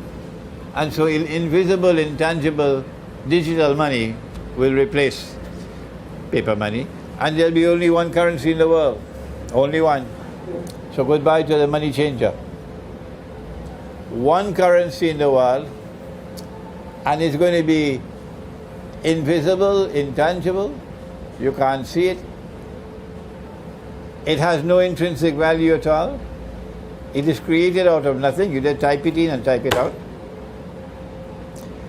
I have to restrain my language because I'm burning inside with fire. Allah uses the term in the Qur'an, donkeys. He said they have the Torah and they don't live in accordance to the Torah. They're just like donkeys with a load of books in their backs. Another word for donkey is an ass. In the Caribbean, from where I come, we call it a jackass. Same word. So when this invisible, intangible, digital money comes for all of mankind using one money, the jackasses in the world of Islam will give their fatwa that even this is halal. Tell me what else is there for us to do. ثُمَّ رَدَدْنَهُ أَسْفَلَ السَّافِلِينَ. When will you go and ask your scholars? Go and ask them. Pick up the phone and call them. Ask them, is this money that we are using today halal? We don't find it in the Qur'an, we don't find it in the Sunnah. Where did it come from? If it's halal, tell us so. If it's haram, tell us so. And this is not a private conversation, we want to coach you. And tell us what's going to be our position when the invisible money comes, the digital money. One currency for all of mankind. But Israel cannot claim to be holy Israel. Khilafah state, Khilafah state, using bogus money. No Jew will accept Dajjal as the Masih. And so Israel will have to return to dinar and dirham. Yes. And a dinar and dirham monetary system will have to come back to the world. And I pray that I'm not alive.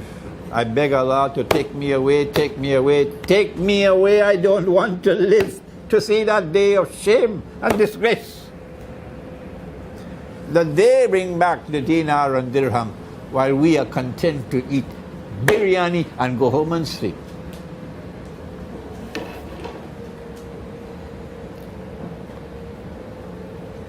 No more questions?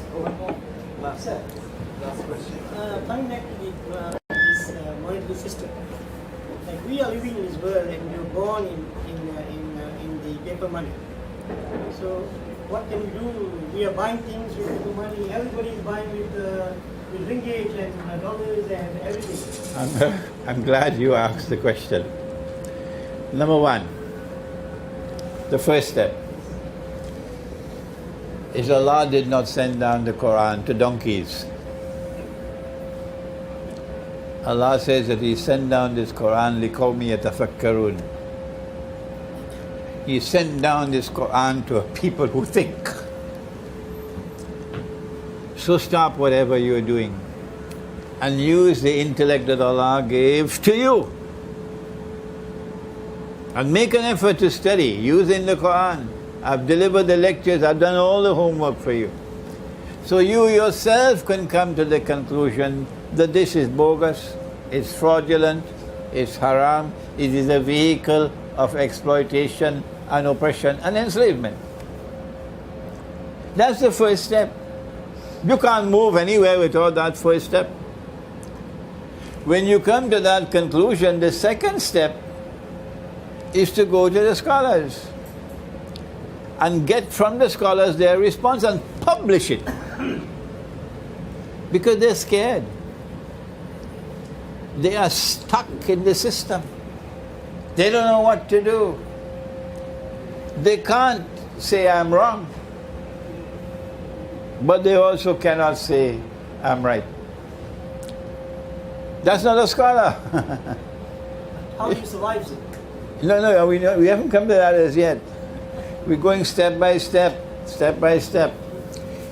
If you cannot get the scholars of Islam to wake up, your job is going to be impossibly difficult. When you can get some scholars of Islam to wake up, prominent scholars, you then go to the next stage. The next stage is to launch a movement, which is peaceful movement. A movement to mobilize the people. That we want the Qur'an and the Sunnah to prevail. We want the money which is in the Qur'an and Sunnah, dinar and dirham, to be made legal tender. We're not saying to take the Pakistani rupee out of the market. No, we're not that stupid. We are saying make dinar and dirham legal tender alongside the rupee, so that those who want to use dinar and dirham can do it. Okay? The reason why the enemy does not want that is because once you have gold as money, their system will collapse. When you are launching that movement to bring dinar and dirham as legal tender, the The word will reach Moscow. The word will reach Beijing.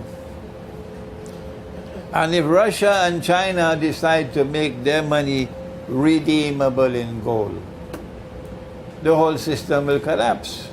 That's it. So don't think about yourself alone first. Think big. Think about the system. The micro response, of course, is you don't have much time left. You should already have had some dirhams in your pocket. At least maybe 100, 200 dirhams in your pocket. And you should have a few dinars in your pocket. If you do not have it as yet, go and do it quickly. A dirham is selling now for about maybe 16 ringgits for a dirham. So 100 dirhams is only 1600 ringgits. Go and get 100 dirhams. Keep it at home. A dinar is selling now for maybe about 800 ringgits, okay? Get a few dinars and keep them, because once the paper money collapses, you are at their mercy with that electronic monetary system. You cannot take your money out of the bank. No. In fact, it's not banks. I don't think the banks will control money anymore. I think it's central banks that are going to take over from banks.